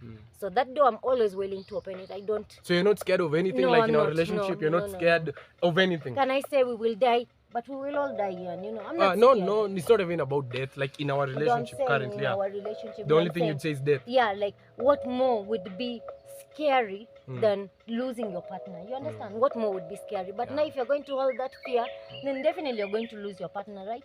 So I don't hold that fear. I'm always just scared of something. I'm always just scared Ian will leave me. I'm always just scared. I've been through there. I've been through points where I was scared that Ian will cheat on me or Ian will do something. And you know, those things just pull you away from your partner because those are things you convince yourself in your mind can happen. You understand? To me, there's no fear, you know. There's no fear. I don't have any fear. So you don't have any fear? I don't. You? Yeah. Fear, for me, fear is unreal. So what do you mean fear? Yeah, I don't know. I don't know what fear is because you don't have it. I don't have fear. So let us know in the comment section what fear is for you. I don't know what fear is. Yes. I think we've done so many nonsense in our life. We've gotten into trouble so many times. Not nonsense. We've gotten so many experiences, so many lessons. You know, those hard lessons in life that, there's no more fear. We've done everything. Right now it's you do, learn. There is no fear. Don't fear anything. Fear is holding you back. Yeah. And we're done, guys. This is the Rakistanis again. This is the Rakistani. This is Mr. Kihua. And this is Mrs. Kihua. And this is the Kihuhas. Yeah. So guys, remember our purpose for the video is Our purpose for the video today. Yeah. No, like for YouTube, I mean. Oh, yeah. Our purpose for YouTube is there is our home there. We want to move to our home now, start our life where we can introduce our kids, our family. Yeah. Yes, that is our intention for YouTube, let's and stand to up. learn with you guys on the way too. Yeah. So we'll show you guys. Here is where we were recording. I think you guys know this already. Yeah. This is our shop. We were chilling here. My Maasai slippers like always. Yeah, and AANIQA's Maasai slippers here. Yeah. So what else? Here is our laptop. It was playing the beats. That is the setup, guys. This is us. Yeah, and this we were is the us. ones talking in the video if you didn't realize. Yeah, and we'll be closing it here, guys. We really appreciate and love you guys. See you in the next one. See you in the next one. Alafi. From here, from Mr. Kihua, it's a a love heart. salute. And for me, it's a love heart. Does your partner play a role in your well-being, family? Assalamu alaikum, beautiful family. Welcome today. Boom! Assalamu alaikum, guys. Yes. So Ian, does your partner play a role in your well-being? Does you? Yes. Yeah, you do. I do. Yeah, she does. Does your partner play? Does your partner play a role in your well-being? Well-being comes in three forms. Yeah, well-being, yeah.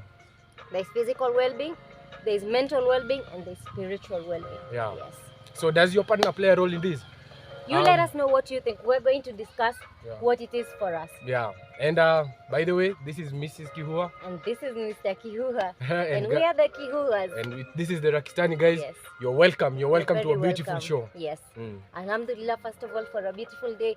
It started drizzling, then it stopped. Thank you, God. We hope it's going to drizzle through the video. But anyway, today's question is, does your partner play a role in your well-being? Yeah. For me, definitely. Definitely, because your partner is who sees everything about you. So they can see when there's certain changes in you that are leading you to a bad side. That is the only person that can tell you. Okay. Yeah. Yeah. And we'll finish up the video with the levels of education that we have between us two. Yeah. Yeah. So let's begin. Abari mom.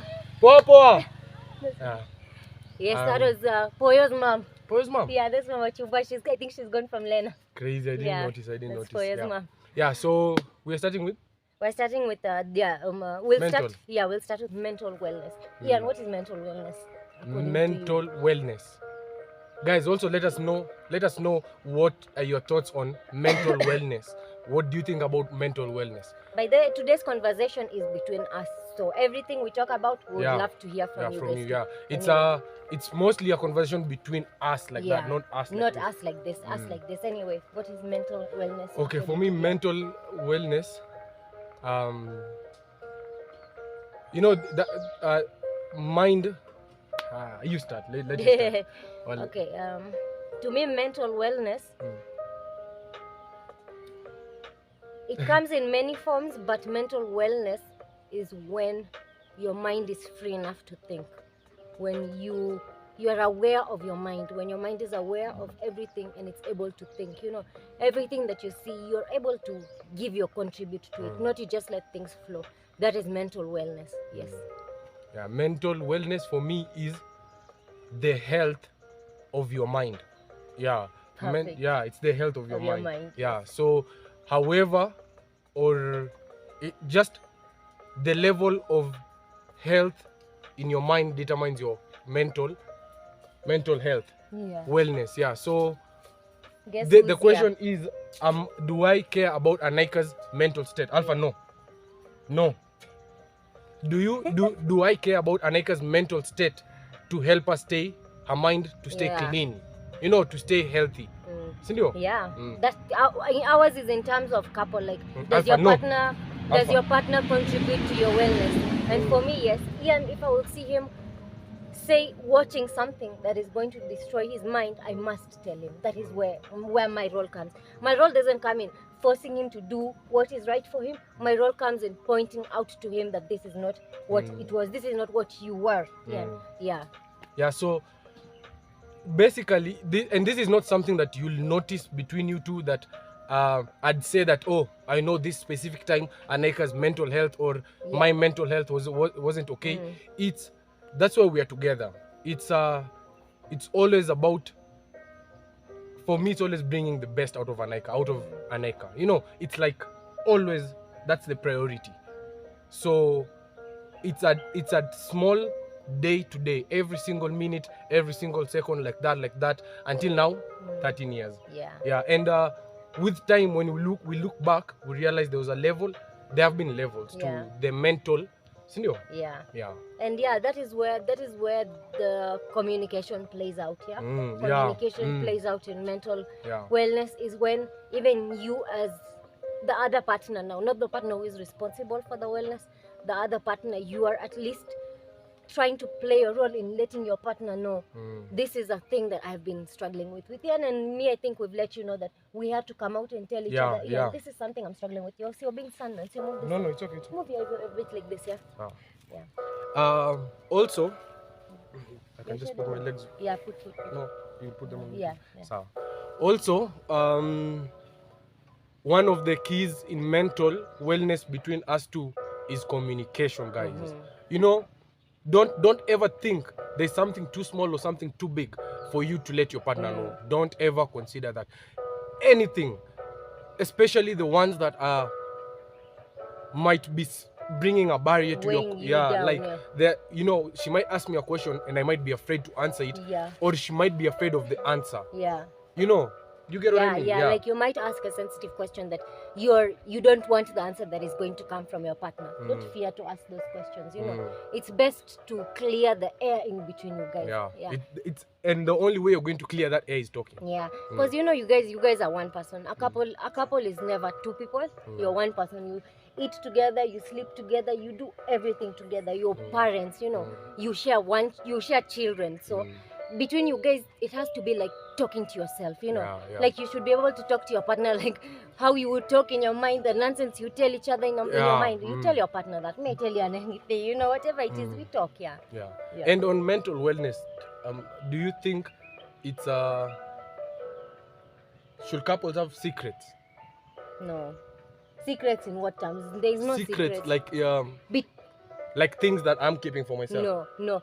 Secrets in relationships, secrets should be what a couple keeps from the rest of the world. That is the secrets that a couple should understand. You understand what I'm saying? So the secret is between us, not for others. We are one, so whatever is your secret is my secret. Whatever is my secret is your secret. I don't see a couple as two people. I don't. My eyes don't see that.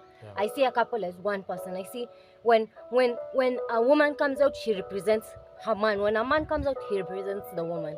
So it's always two people made one in a couple. So they can't be secrets between, like you can't keep secrets from yourself. You understand? So you can keep secrets from the world, and that is what keeps a relationship very close. When keeping the secrets from the world. When the world doesn't know everything about you, that keeps you intimate. That keeps you close. Next question. Now we're on spiritual well-being. Spiritual well-being. Spiritual in what way? Like in a godly way, or connecting back to your spiritual self, your spiritual life. For my spiritual life, it's basically you. You're the one who's playing the majority of the role. So she plays a big part in my spiritual awakening. She plays a big part in that, because how will I ever know God exists if I didn't meet her? I don't know if you get what I mean. For me, I've always said that you keep me close to God. You remind me to ask God for the answers, so I never forget God in my life. So in spiritual health, still your partner plays a role, because if your partner will try to convince you otherwise from, say, what your spiritual thoughts are, then it will be hard. That is where that thing comes, where we're not being able to agree on a point. But when your partner is trying to push you to that's what's right for yourself, asking questions is right for yourself. You need to seek answers to your life. And those questions, do you ask them to your partner, or who are you asking? Yes, I ask to my partner. We ask God together. We can sit like this together. Assalamu alaikum, family. Today we're going to find out what? Today we're going to find out what she thinks of a man. What a woman thinks of a man, and meanwhile we'll find out what a man thinks of a woman too. So welcome, family. Assalamu alaikum this beautiful day. You're welcome. Yes. And what as a woman, kindly let us know in the comment section, what do you think of a man? Like generally, what is your perspective of a man? If you asked what is a man, what would you say? And Yeah. meanwhile, also men, let us know what is your perspective of a woman too. We want to try to know, is it important for a woman to know what a man's perspective is in certain issues, you know, in certain issues in life, and vice versa too. Yeah. We'll be able to talk about a few subtopics that we'll have Yeah. for us to be able to differentiate the difference between these things. Yeah. It's like we'll have dressing, men eating, like the habits that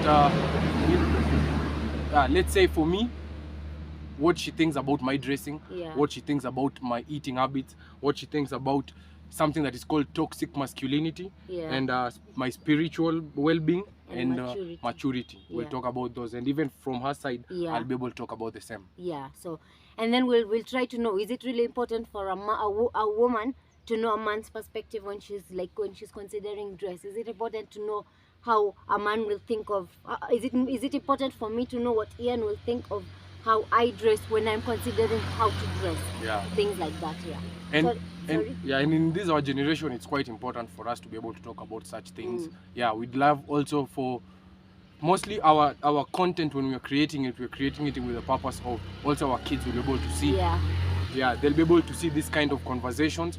So we really want them to, you know, like they'll be able to have a perspective of us at this age as well, what we used to think about these things as well. You know, it's either you feed your children what they will know, or they will find out, they will end up knowing it from the world, the worst sources. Yeah. And even for you, our young sisters and brothers out there, these are for you. These small ways of our life that we put out are for you guys who are starting out in life. Even we started out in life somewhere when we realized now this is real life.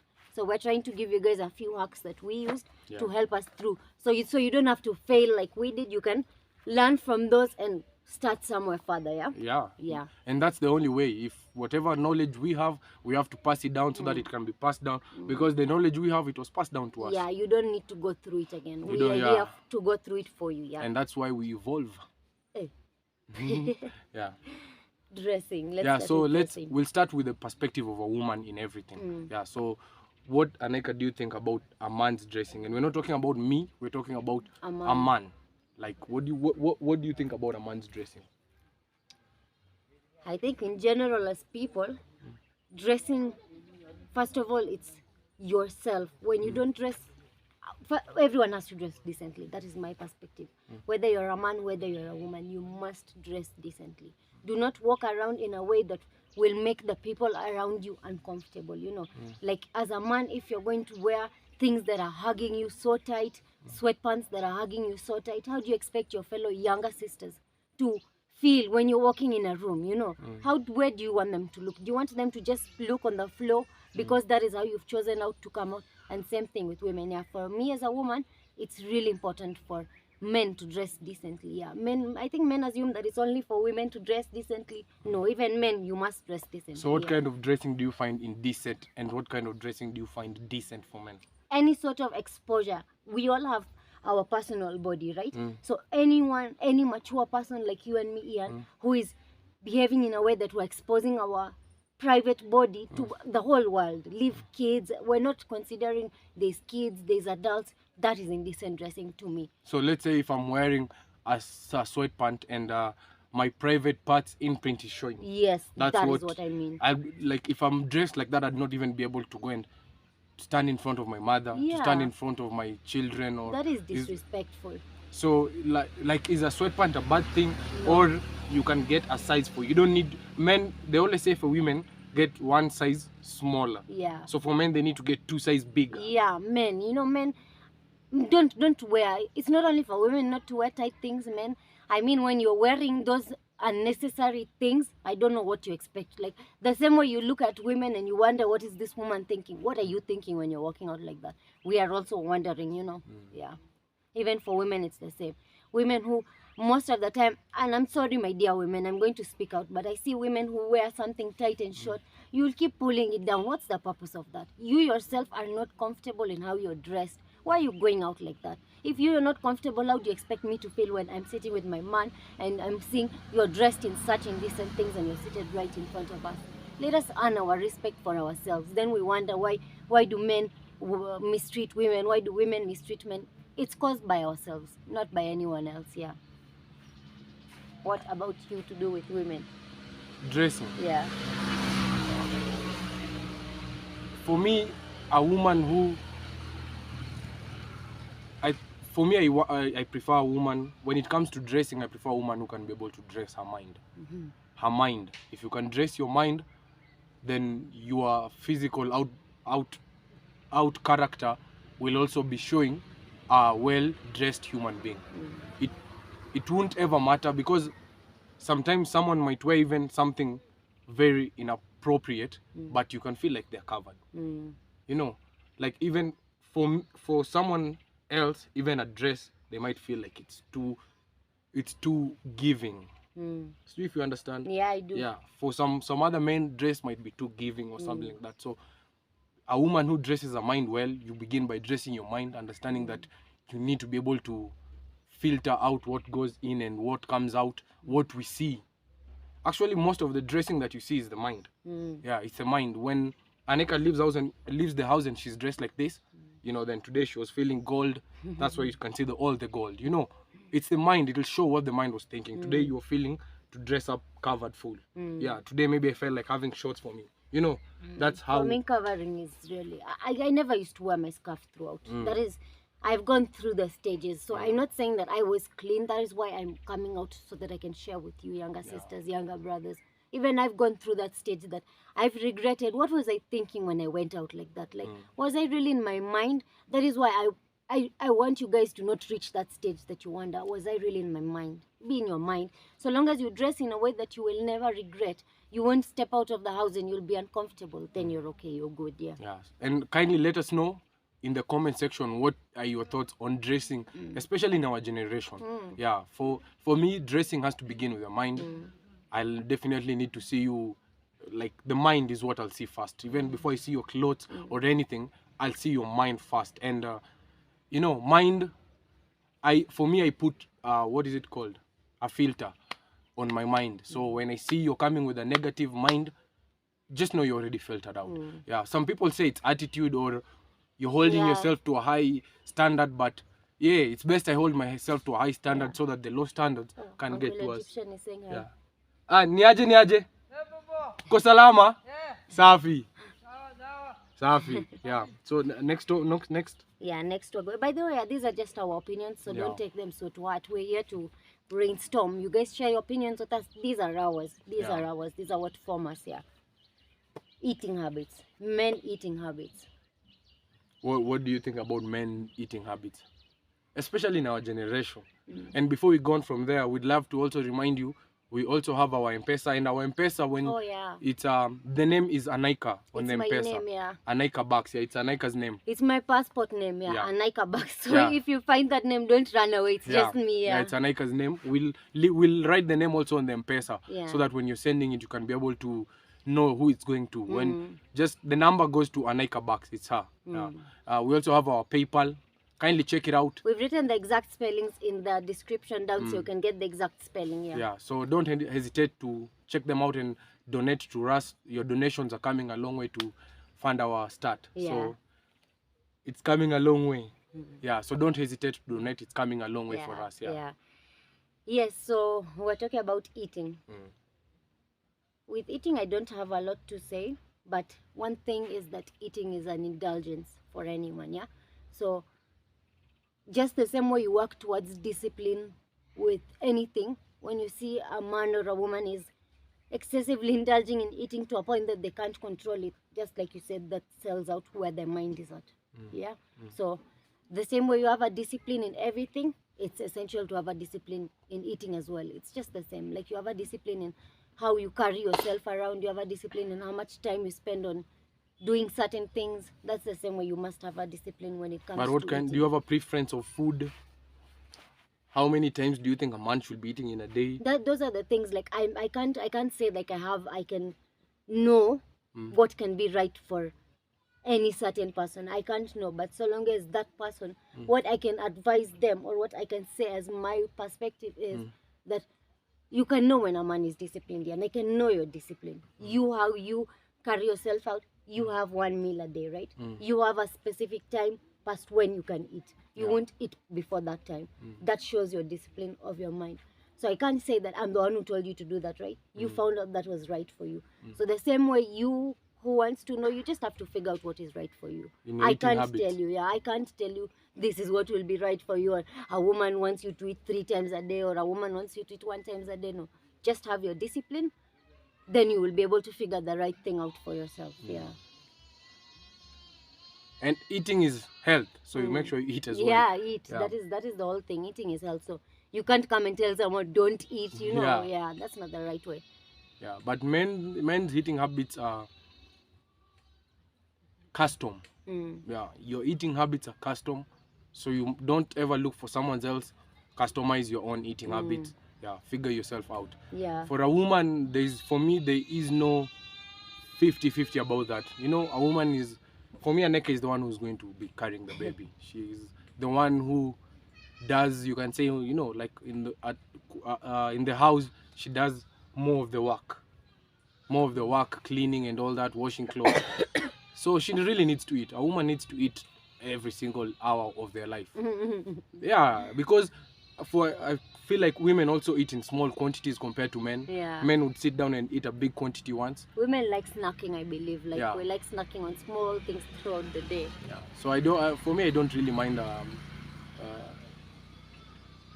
As you've said, eating comes with a lot of discipline. Yeah. So if you're a disciplined mind, enjoy your food. Yeah. Like you can be someone who eats 3 meals a day, but you know that you work out so much that you need those 3 meals a day. So you know what is right for you. Yeah. Just figure out what is it that your body requires from you. Then that way your discipline will just help you. You'll just be happy. You'll be healthy. Yeah. Your body will not go out of shape that you will regret. Yeah. Yeah. And while we're on eating, we can talk about eating for the mind. Yeah. Yeah. What do you think about the kind of food us men we feed our mind? Oh, right now it's very tricky because right now I'm seeing like, I don't know what you guys think, but I'm seeing like a lot of men. This is my perspective. A lot of men right now don't have their own decision. They don't have their own thing to say, you know. It's like this person said this, so a whole swarm will fly there, or because they said this, so we're going to do this. Another person says something. If another person will say something, this whole group will swarm to this side. They'll say, oh, now we're going to follow this. So I believe a lot of our youth right now, we've lost that ability to make our own decisions. That is my perspective. So most of us men, let me use us so that you know that we don't single out anyone. So most of us men, the kind of like in this our generation, men are not being able to know what they're eating. They're just being fed, and that is mentally. Like their mind is being fed without them being conscious there is something that they're being fed. Unfortunately, it's not just men, it's all our sisters and brothers are being fed. All of them, all of us, even us. There was some point till we snapped and we woke up like, do we even know what we're watching? Do we even know what are we feeding ourselves? Yeah. So right now I believe a lot of our young youth, and you know that happens at a young age. You can't blame young people because you just step out of a life that you didn't know this is what you'll come to, and you're hit with the real life now. So you get confused, and when you're being fed by elders, by the people we depend on with this sort of things, you get confused. Yeah. So I believe right now they're being fed with, like, women are being told, oh, women, you're not feminine anymore. So women are starting to keep that in mind. We saw that, like, women are starting to say, oh yeah, I'm not feminine anymore, just accept me. No, that's not true. We are feminine and men are masculine. It's natural. That is how God made us. Yeah. However we are feminine. However men are, they are masculine. But we are being told that this is how we are, so we're believing that, and we're weakening ourselves, like we're taking ourselves out. And obviously how you present, how you treat yourself is how others will treat you. So if you treat yourself as a weak person, what do you expect the world to treat you as? Yeah. A weak person. Yeah, even that's where we are toxic femininity and toxic masculinity. Yeah, what do you think about toxic masculinity? Since I answered this last one, you start for me with toxic femininity. The word toxic and all that, it's so disgusting. They're just disgusting words to use. Just to begin with, those are disgusting words. They are not toxic feminism or toxic masculinity. There's feminism and there's masculinity. When that toxic word comes, now there comes from what we're talking about, what you're feeding your mind. Yeah, most of the content, most of the information we are feeding our mind nowadays, it's toxic. So that brings a toxic Feminism. Yeah, now that's where that comes from. For me, for AANIQA, she's a feminine. Yeah, I'm feminine. You're saying the word is hard for me. Feminism. Yeah, feminine. Yeah. Feminine. Yeah, feminine. She's feminine. So Yeah. when she enters in a platform, let's say Instagram or TikTok or whatever, and she starts indulging in this kind of content that is toxic, now we get that toxic feminism. Yeah. But it's basically what you keep feeding your mind in time. You know, if I come and dump that here today, we won't say this place is toxic. We can be able to clean. But if I do this every single day, It'll become toxic. It'll become, even the environment around it won't be able to grow. You know, there'll be nothing growing around it. That's basically what we're feeding our mind on a daily basis. And the funny thing is that you who is watching us are not even aware you're being fed this kind of food. That's the worst part. You're not aware you're being fed this kind of food. So for there is nothing like toxic. Just watch what you're feeding your mind. Know that in this era, the era that we're living in, the era of internet, it's the internet is what is it called? This yin yang. Yeah. Yin yang. The internet. It has a good and a bad. It has a good and a bad. And you're the one to choose. Yeah. Yeah. Just know you're the one to choose. It's no one is going to come and make that decision. Yeah. Especially now with your phone, no one will ever know what you're scrolling on your phone. Make sure, Kai, if you're scrolling and you see something you do not want to see, remove it. And remember that your subconscious swallows, so you might think that, oh, let me just watch this thing one time. It'll not, no, your subconscious is going to swallow that one thing you've watched, and it'll form your life. And it'll start forming over it. It's like a seed. And you know what your mind thinks, if you've ever had this stress, how is it your mind is but a thinking glass? How is that quote of James Allen? Your mind is but a looking glass through the world. Yeah, like your mind is a looking glass, meaning whatever your mind is thinking is what we see your life through. Exactly. Like when you're in a glass, that is what your life is, what your mind is thinking. So you might think that these thoughts are in your mind, but when you act outside, we see, so this is what this person has been watching, so this is what this person does. So every time, feed yourself what you want to become. If you want to become a successful person, feed yourself successful things. Go watch successful things. Go watch people making it. Things like that. They will help you, yeah. So what do you think about toxic masculinity? I don't think there's anything like toxic masculinity. There's masculinity and femininity. There's male and there's female. It's as simple as that. If you're masculine, you're masculine. If you're feminine, you're feminine. I don't think that we were ever put in a term that we have to tag a woman as too feminine or less feminine. There was never like that. We don't have to tag a man as too masculine or less masculine. A man is masculine. We've always seen a man as a man. We've always seen a woman as a woman, and there's where it ends.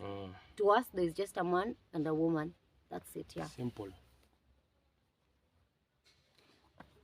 I almost thought you guys were faint after eating something. No. Spirituality. Spirituality. What do you think? Should a man be spiritual? Being spiritual is just being one with yourself, being one with every part of yourself, being one with your mental, being one with your physical, being one with your heart. So yes, it's important for a man to be spiritual. I don't say it's important for a man to be religious, but it's important for a man to know what their beliefs are, where they stand in the world, you know. Not like I told you, having a weak mind that when someone tells you something, you follow it like that. You must have your own perspective of things. Yeah. What do you think? Yeah. For me, I'll just go for it, man. My women, for me, my perspective in spiritual with women, first of all, our women nowadays, they've lost that spirituality. We don't have anything like spirituality nowadays. Yeah, not there anymore. Yeah, but we really need to have a spiritual awakening in you. A spiritual awakening doesn't have to do with God or religion and all that. It's once you align yourself with the universe, you're spiritually aligned. Yeah. Yeah, you need to align yourself. Be one. Be one. If you're lost spiritually, you're lost. Yeah. And one thing that happens is when you're one with the universe, when you're awake to your spiritual self, then you will realize why things happen to you. When you trip down, you won't blame it on God. You will realize, I stepped on a stone, that is why I tripped. All right, next time I will walk more careful. So it's really essential for you to align with yourself in every manner of life. Yeah. When you're going through good situation, tough situations, when you're aligned with that tough situation, it tends to pass quicker. It will give you the solution. Yeah. That's why when you're in a good feeling, it passes quicker because you've aligned with that good feeling. You're not denying it. Yeah, you know, oh, after this is this, you know, it's a good feeling and a good feeling. So it's aligned, it goes in a snap. That's why you need to align yourself even with the bad situations. Yeah, they'll go fast. Yeah. And you align yourself in your spiritual self. And like Ian told you guys, that bad situation is only a cause and effect result. So if there's something you definitely did that has an effect, you must go back and look for what it is. That will always help you get the solution faster. Yeah. Last one is maturity. Yeah, maturity. Okay, yeah, maturity. Let's begin with, at what age do you think a man matures? At what age do you think a man matures? Then we'll see and what quantifies maturity. Yeah, like what I was going to say. What will make us say this one is mature, this one is less mature, and maybe they're the same age. Yeah, what, you know. So maturity, like, there's at every age you have a certain level of maturity for that age. You understand? Like, you can be a 5-year-old and you're mature to what you're supposed to be mature to that age. And you can be a 5-year-old and you are pretending like you don't know anything that you should be knowing as a 5-year-old. Same way, you can be a 20-year-old and you can be very mature, you know, because that is how you are. You grow, your maturity always grows.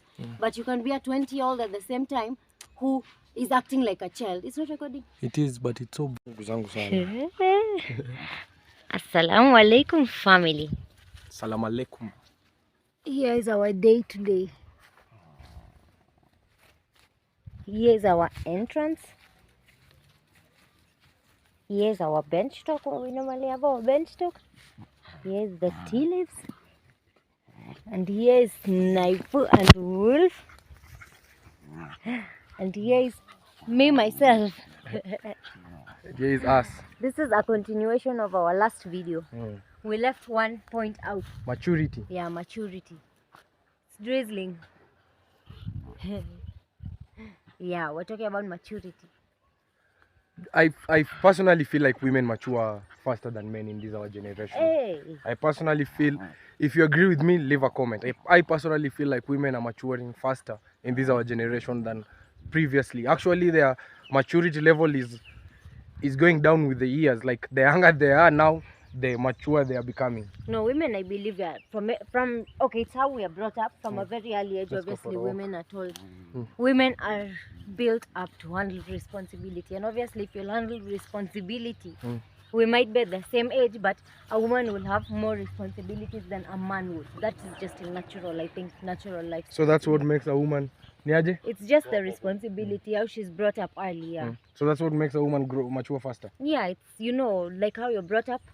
And also one more thing is how women's thinking, like how women think. Women are more careful. So I believe when you're more careful, it turns out you're more mature because you will not rush into the things that are going to destroy you. You will think, like while driving. Yeah. That is why a woman while driving is likely to stop on the road because she'd rather be careful than go rush and go into the accident. Yeah. So that will make the woman turn out to seem more mature because she's avoided the accident, right? So she wouldn't do, a man would go and he'll take the 2 cars that are there, wouldn't mind. And does maturity have to do with value? Maturity and value? Yeah. No, value is Maturity and value. Maturity and value, if they have a direct connection. Yeah, because you are saying in another video that maturity and value, they are the same. What I was telling you in that video is that I believe a woman is not just born with her values. I believe a man and woman are born with the same values, but a woman then goes and chooses. It's okay. Chooses the values she has when she's grown up later in life. Like me right now, as much as I can be born with the values my parents gave me, I must choose them in my own life for me to have them right now. And that is the same thing I believe for a man too. He's born with them, but he chooses them later on. No. A man is not born with any values. Don't be lied. Look, show them the trucks that are normally making noise for us. That's a triple. It was dark. Yeah. Sorry, my hand was twisted. Snipe, snipe, snipe, snipe, snipe, snipe, snipe, snipe, snipe, snipe, snipe. Good girl. Good girl. Good girl. High five. Snipe high five. High five. High five. High five. High five. High five. High five, snipe. High five. Let's go. Yeah, so don't be lied. Don't don't be lied to. A man, you don't have any values when you're growing up. You don't have any values When you were at all. born with. Oh, yeah, when you're born with. Sorry. Ian is confusing you guys, and Snipe is just all over the place. Hey. A man is not born with any values. As a man, you have to get up and go and create your own values. And that's how it is in this world. So a man builds everything from scratch. A man builds. You have to create everything from scratch. Don't you think it's the same sort of for a woman as well, but it just comes to choice? Yes, it's easier for parents to take care of a woman, but she has to go and choose to. No. For a woman, you're born with values. Then you decide what you go do with those values. No, but for creating her life, you can be taken care of with your parents, but it ends up to your choice. Do you want that, or do you want to create your own life afresh? It doesn't matter. Niaje? It doesn't matter. A woman, all she has to do is create her values. Just perfect on your values that you're born with. And that, I think, does it for a woman. Because of most of our women now, they're holding what we're talking about, maturity, more than values. Yeah. Most women now, the way you're saying, they're really interacting in very mature way, but no values. But you see, now that is to me, a woman who acts like that is not mature. She's immature, because she thinks she's mature. She thinks what she's doing is mature, but that is actually immature. Someone that age, what she's trying to act, the age she's trying to act. If you would go and see a woman that age, she would be taking care of her family. She wouldn't be, I don't want to use a term, but doing what this woman would say. Doing. Like what, being of low value. Yeah, being of low value. Yeah. Valuelessing herself. Is it essential for a woman to be your age and of value? Value is value. For you as a woman, what is value? Like what would you say is your value as a woman? For me, my value are my way of life, my thinking, my behaviors, my way of life, which includes everything. My everything. My way of life is me as a whole. That is my value. So you as AANIQA, that's your value. Yeah. Being you, that's your value. Being me, and being me means, how do I carry myself around? How do I carry myself among people? How do I interact with our elders? How do I interact with our nature? Everything that forms AANIQA. So for me, AANIQA is my value. Everything that forms her is your value. Yeah. And so you're saying, like, sometimes you're telling me right now what women are also like women are not born with their values, they also go and acquire it. Yeah. So did you acquire you as you're born with it? I have. Yeah, my parents definitely passed down many of my values that I have. I've come from my parents, and how they have been raising me. Let me all catch it. It's drizzling, so it's so nice. It's so fresh. So the values they've told me, how they've told me. And yes, my mom, as much as I was young, she has always in different ways hinted to me how I must be as a woman as I grow. Like when I have my man, when I'm in a marriage, how I must be acting. So those things have always been embedded in my subconscious. But at the end of the day, it came to me choosing that those values are so important to me. That these values that my parents have passed, I had to choose, because there's a point I lost them, and I was with you, Ian. You know everything. You lost your values. Yeah, not I lost my values, but I lost myself as a whole. I had to gain myself. I had to get that principle from afresh. The principle that now I hold, And so the values you're born with them. Yes, now I agree. The values you're born with them, but you must choose them. And now that you've been with me for a while, do you think a man is born with values, or a man has to create their own values? You see, now that's the thing. Like, I believe there's a few things, the same way I was embedded a few things in my subconscious. Mom had embedded a few things in your subconscious. Like, like things like a man cannot be with 2 women. That is impossible. You know, that is not how a man functions. You know, yes, these are not things that. Okay. Let's go on. Okay. Yeah. What might make a man of value? What would you say that makes a man of value? There is rain coming.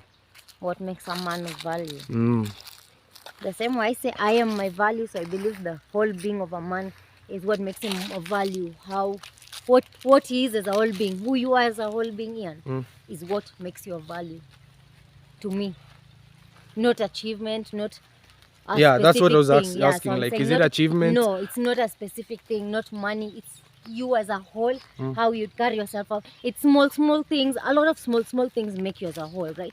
How you treat kids, how you treat your elders, how you treat the dogs. Those all things make your value, not a specific one thing. Yeah. For me, a man's value is a man's principle.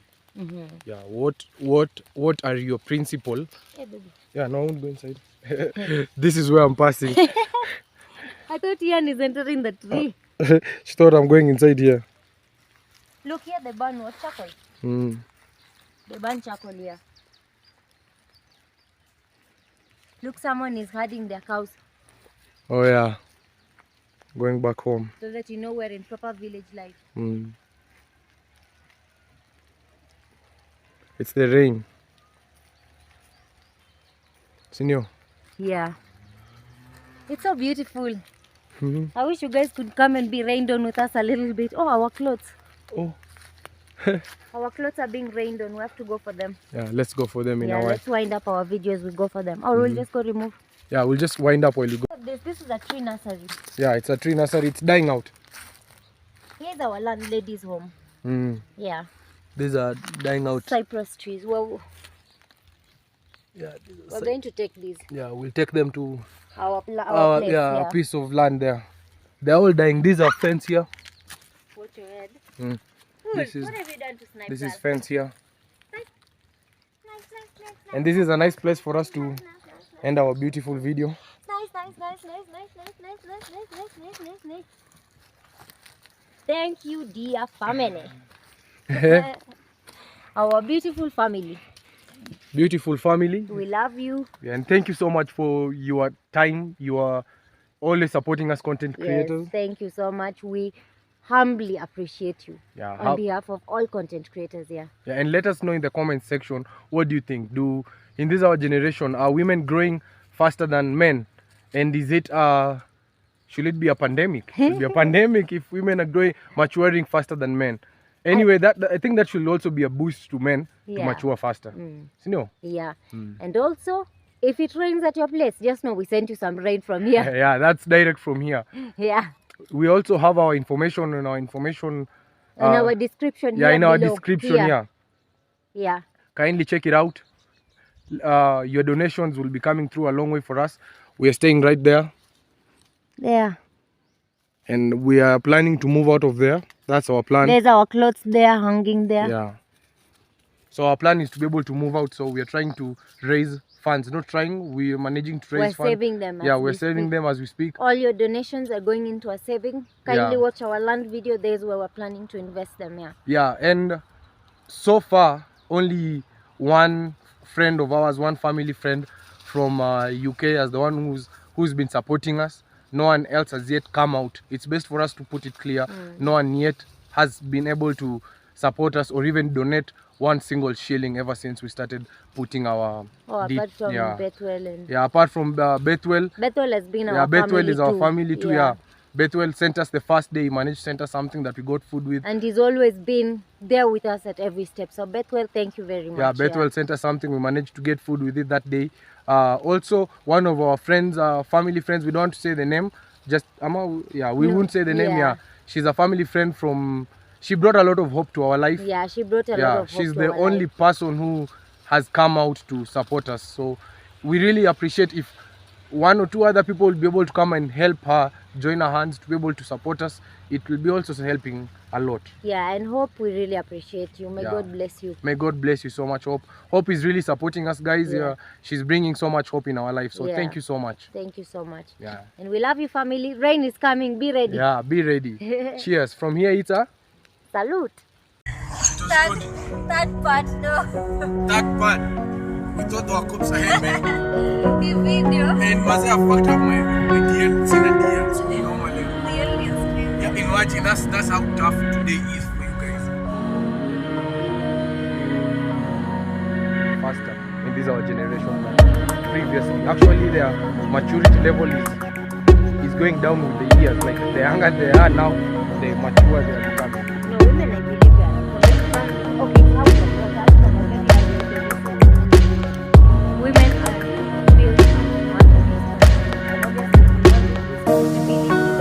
we might be at the same age, but a woman will have more than a man.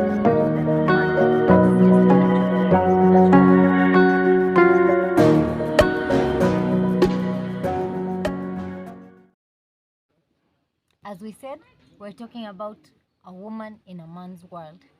Today, my man, Ian Harold Kiwatuk, is going to help us out with that, yeah? So welcome, Ian.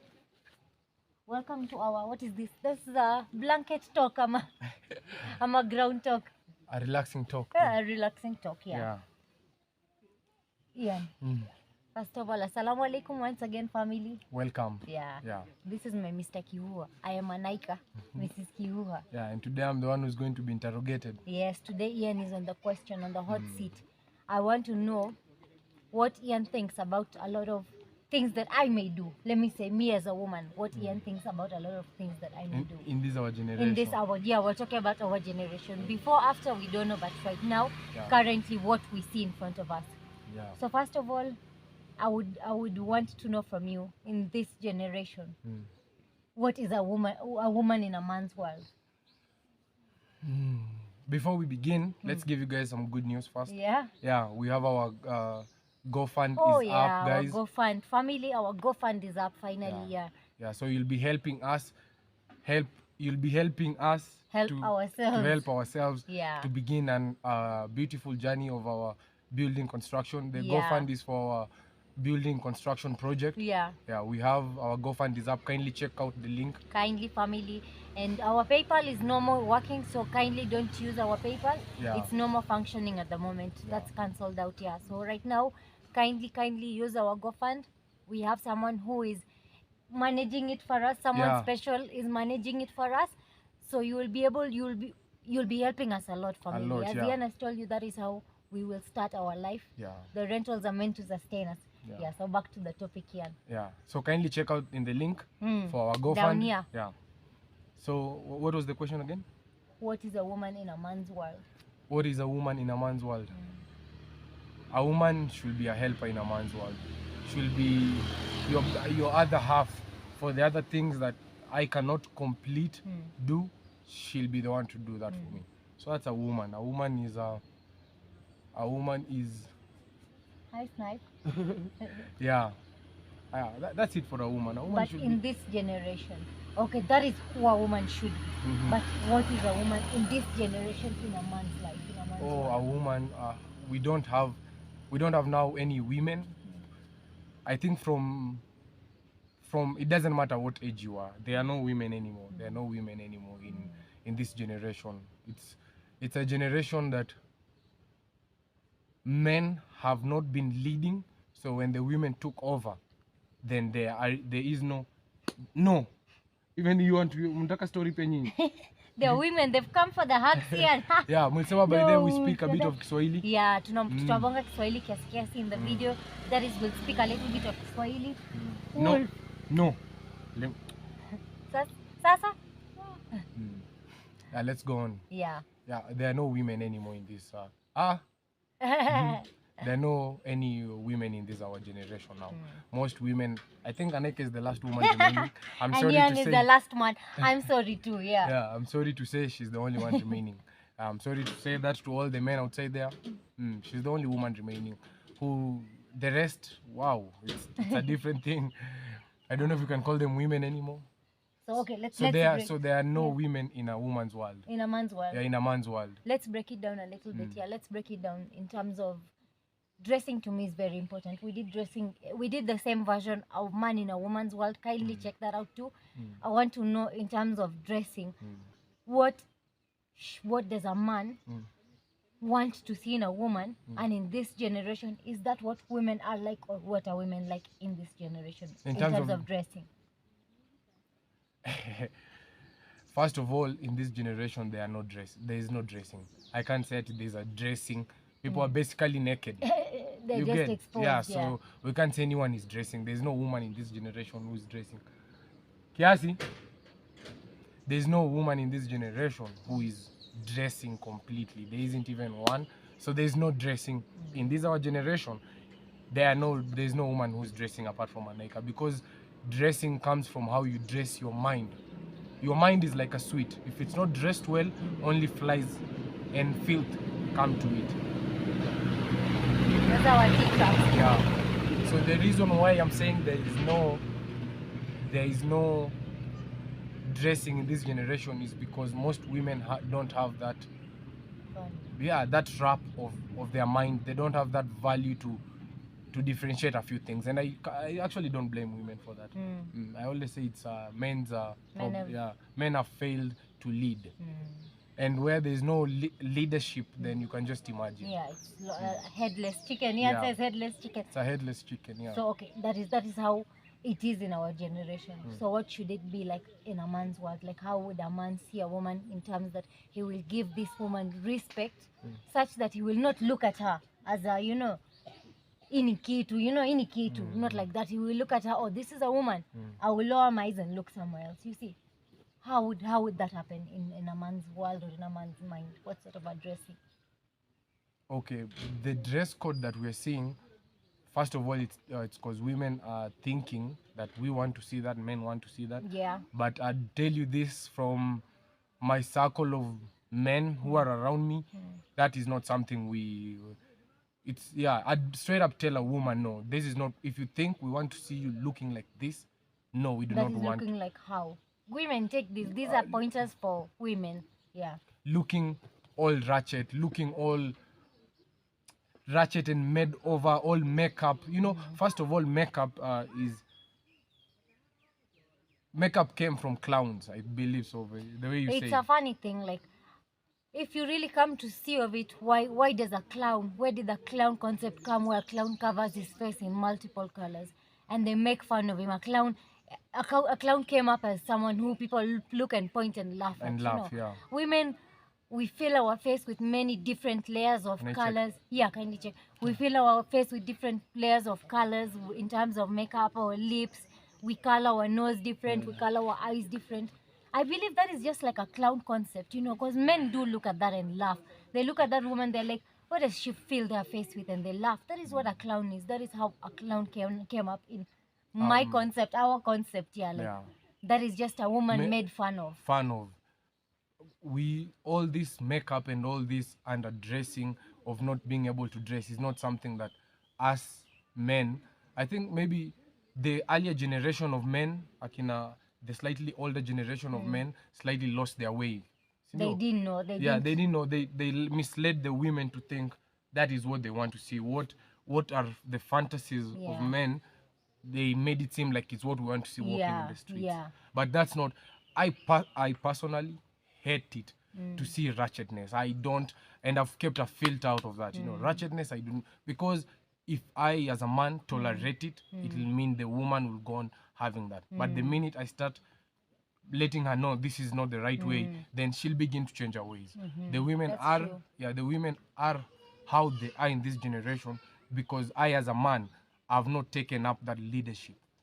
To tell AANIQA no, I do not like that dress code. To tell her no, I do not like all that makeup. To tell her, And yeah, that is the truth. The man in the house, you might see your woman dressing indecently, then you go and gossip with your men. Instead of telling your woman, I don't like you to dress like that.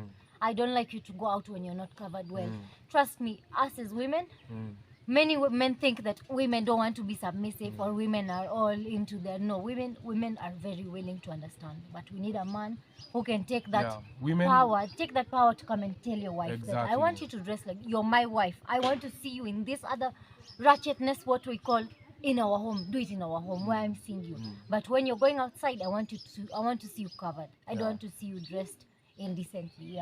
To a point, I myself, I do not want any other man to see AANIQA's hair than me. You know. That's true. Yeah, and she has to understand that. So her beauty is my beauty. It's only for my eyes. Do you Apart understand? from understand, I think I love that. Women love that. Women love when a man can come and tell you that you're mine and I want you to be mine. I don't want you to go and share yourself with the world. Yeah, so that goes back to the man. Yeah. You know, you as the man, you're watching this. You Trust must, me. Trust me. It's because you've not taken that charge, and you need to take that charge. Then we'll see that our sisters, our mothers, our everyone will change. Our wives, you know, our children, our spouse. You know, they'll have to change because we are changing it.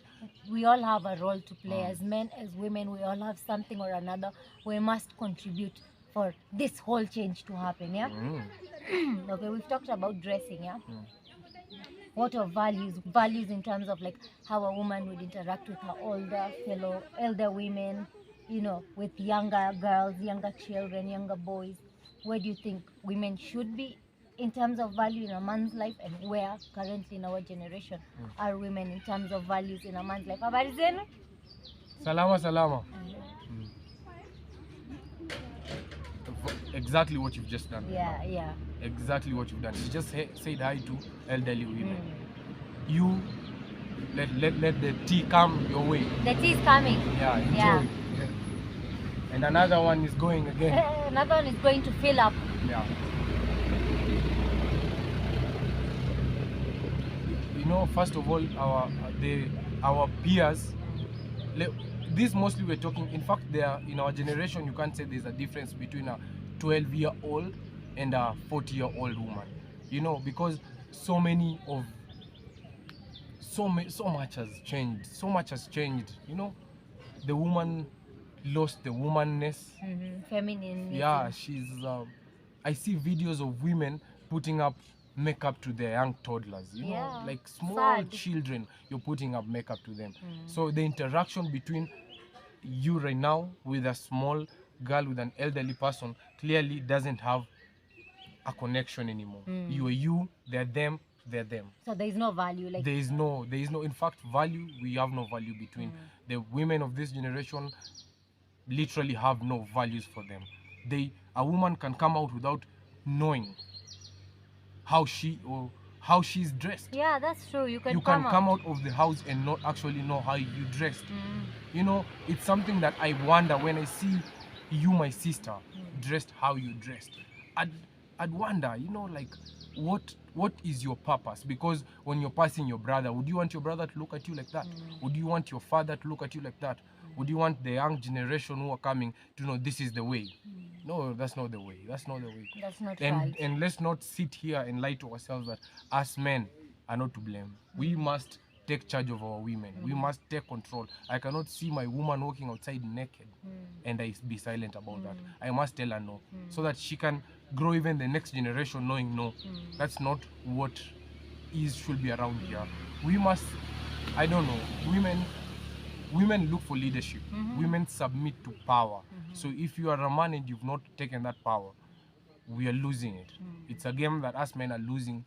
It's a game that women are maturing faster. Women are making more moves in the financial sector, you know, because men are, our men are letting us down. Yeah, our men are letting us down and they're letting the women down, and now women are the ones who are running around practically headless.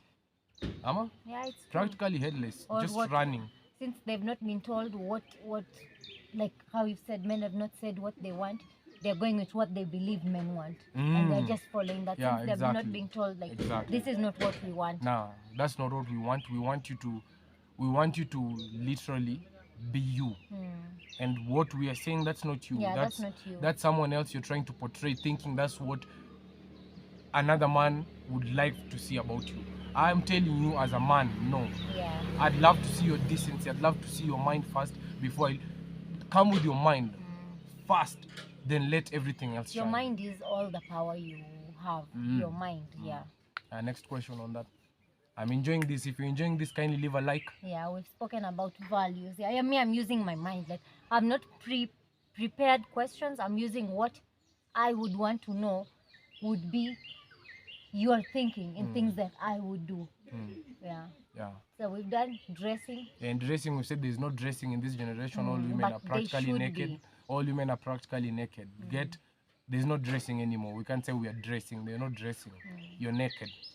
I want to know this, like, what of in terms of relationships with parents? How would a man want his woman's relationship be? And in this generation, how are women's relationships with their people like that, their parents? Before we go, I'm going to talk about personal relationships like a husband and a wife, but first I want to know about parents. A woman's relationship with parents. Yeah, how does a man want it to be, and how is it currently in our generation? Let's start how it is in our generation. In our generation, most women are very secretive with what they're doing with their spouse, with their partners. It's very secretive, and this secrecy is bringing so much rift between all of us, between even parents and us. Okay, let's do, in fact, leave that. Let's do spouse. Let's do personal relationship, like, You and I. yeah, like a husband and a wife. How does a man want a woman to be? Now a husband and a wife, is a very broad topic.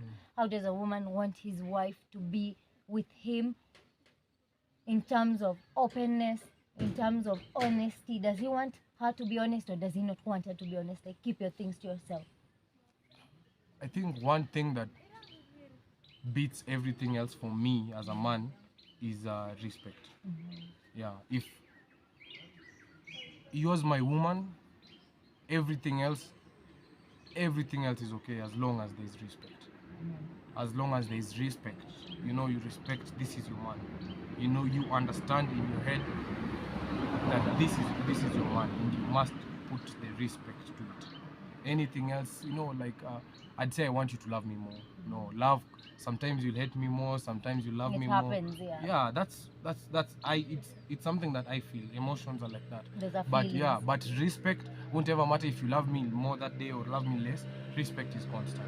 And for me as a man, now it's to do more. I need to be able to, first of all, provide for you.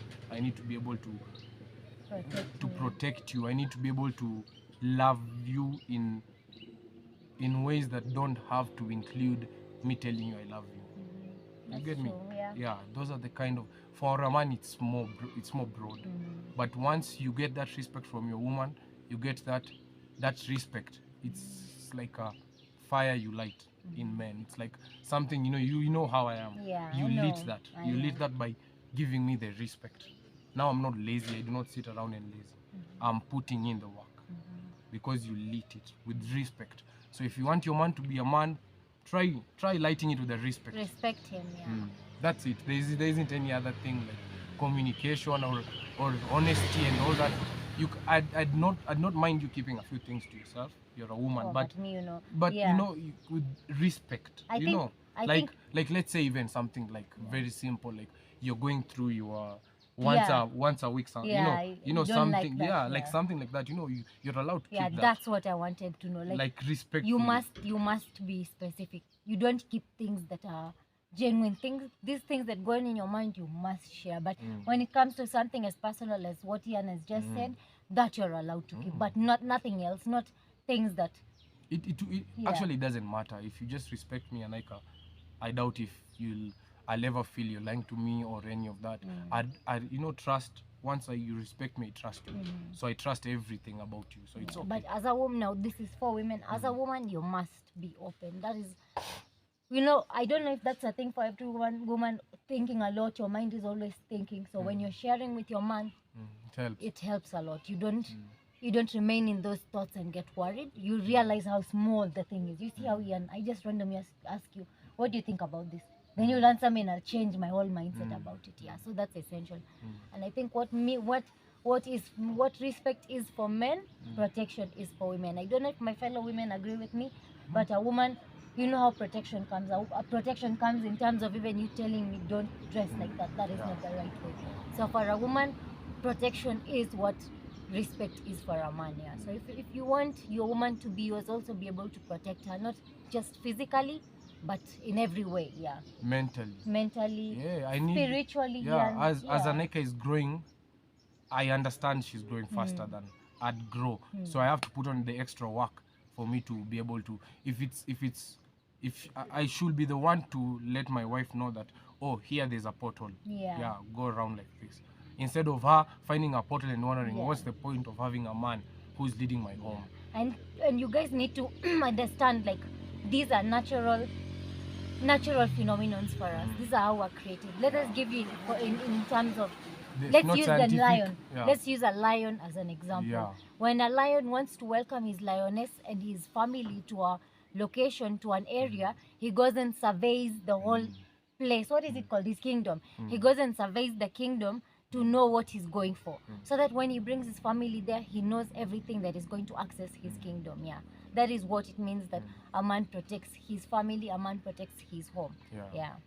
And since you're the one who's watching the video, we are not being able to see it from the other side. We don't know if the quality is quite good.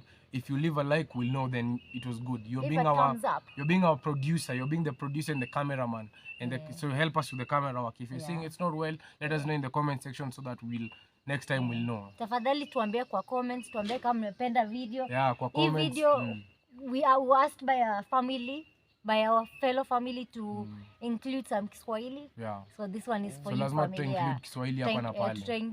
Kidogo to some words. Yeah, you know, we're used to talking English because we just wanted it to be neutral. Yeah. English is neutral. That's why. That's why we use English. Yeah. Now the next question. Yeah, we've spoken about values in relationships still. Yeah. Now we're in relationships. Yeah, we were still in a relationship between a husband and a wife, boyfriend, girlfriend, wherever anyone is at. Yeah. Enjoy. Yeah. So we've spoken about openness, honesty. You said respect comes with honesty. There's certain things that someone keeps. There's certain things that someone. But respect is constant. Yeah. What other thing? Kindly ask us in the comment section as well. Ask us in the comment section as well. Women in a man's world. There are no women. Okay, see. Girls. You know, some women, like you said, some women would want to work with the intention of, let me help my home. You know, that would be the intention. Then things change, obviously, when you get out of the home. Things become different. But to a man, what would a man feel like? What is in a man's world? Would you want, when you're in that place that, yes, you're in a stagnation, that there's no financial opening, would you want your wife to just go out and work and it sustains you on a daily, or would you want her to hold on with you for that one financial door that you are trying to open? You know, that's true. One of the biggest things that I've come to learn from us is by this, someone has asked us on the comment section if we have skills. Yes, guys, we've worked before. We've worked different works. So we've tried the separation. You know, we've been together. We've been apart because she was working and I was working for a very long time, and that was not working. Yeah, we worked for a minute. One of the big things that I love about, you know, working with YouTube is I can be able to do this with AANIQA, and I'd love for you to be able to chip in when we're working, but not you have to go work with another man. And that is the same thing for me. I always tell Ian that as much as, yes, I want you to be the one to provide for our home, I don't want you to do these daily 9-to-5 jobs. That is why we've chosen to sacrifice to go this other way, which is YouTube for us, so that we can have a life that we want, something that we spend a lot of time with our kids, with each other, we learn each other. Yeah. And one thing, by the way, I was just thinking about the person who asked about skills. I'd love to tell you that in this generation, skills are pointless. Talents, pointless. In this generation, you need one thing and one thing only: consistency. Whatever you do, put consistency to it. In this generation, you don't need all those. Let no one come and lie to you. You need a skill, you need this, you need this. No. You just need consistency. Do it today, do it tomorrow, do it the rest of your life.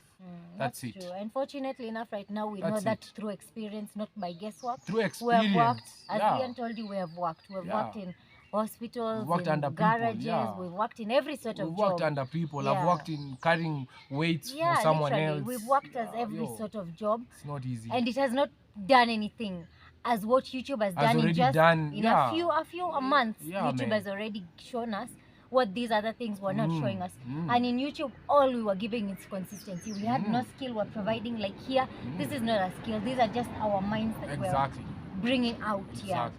So just put consistency. And Let that no is one the lie to truth, you. yeah.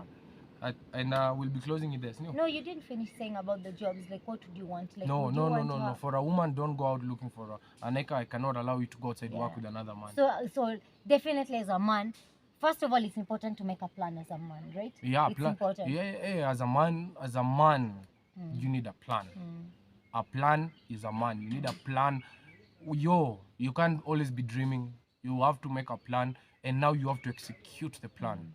You make a plan, let your wife know about the plan so that she knows, oh, so this is what I'm waiting for. And then you would want her to, that energy that you would be spending to bring those few pennies every day, she gives you that energy so that when this door opens, it explodes. Yeah, one thing that when earlier, 3 years ago, when we started mastering our sexuality, I started telling AANIQA about how me, for a man, semen retention is a necessity, is a daily thing that I need to be able to operate at my max level by semen retention. Whenever a man ejaculates, you feel a sort of Tiring. It's a sort of satisfaction, so you don't have that vigor to go and It's like when you eat, you want to go and sleep like that. Yeah, it satisfies the dopamine. So now this year we've opened a YouTube channel. Whenever I try to get touchy with AANIQA, she'll let me know, yo, that energy has to be on this video today for me to be able to hear what she's saying, for me to be able to understand. So it's really important for you to let her know, because if I didn't let her know 3 years ago, today I should not be able to tell me, to remind me each day. You told me about something called semen retention. So it's best we hold it and put it where it's necessary. Right now we have a goal. And for a woman, it's important to see what your man sees. That thing that he sees as an achievement, sometimes it might not be as big, but the energy you put into it, you put into him, will make that thing explode. Yeah.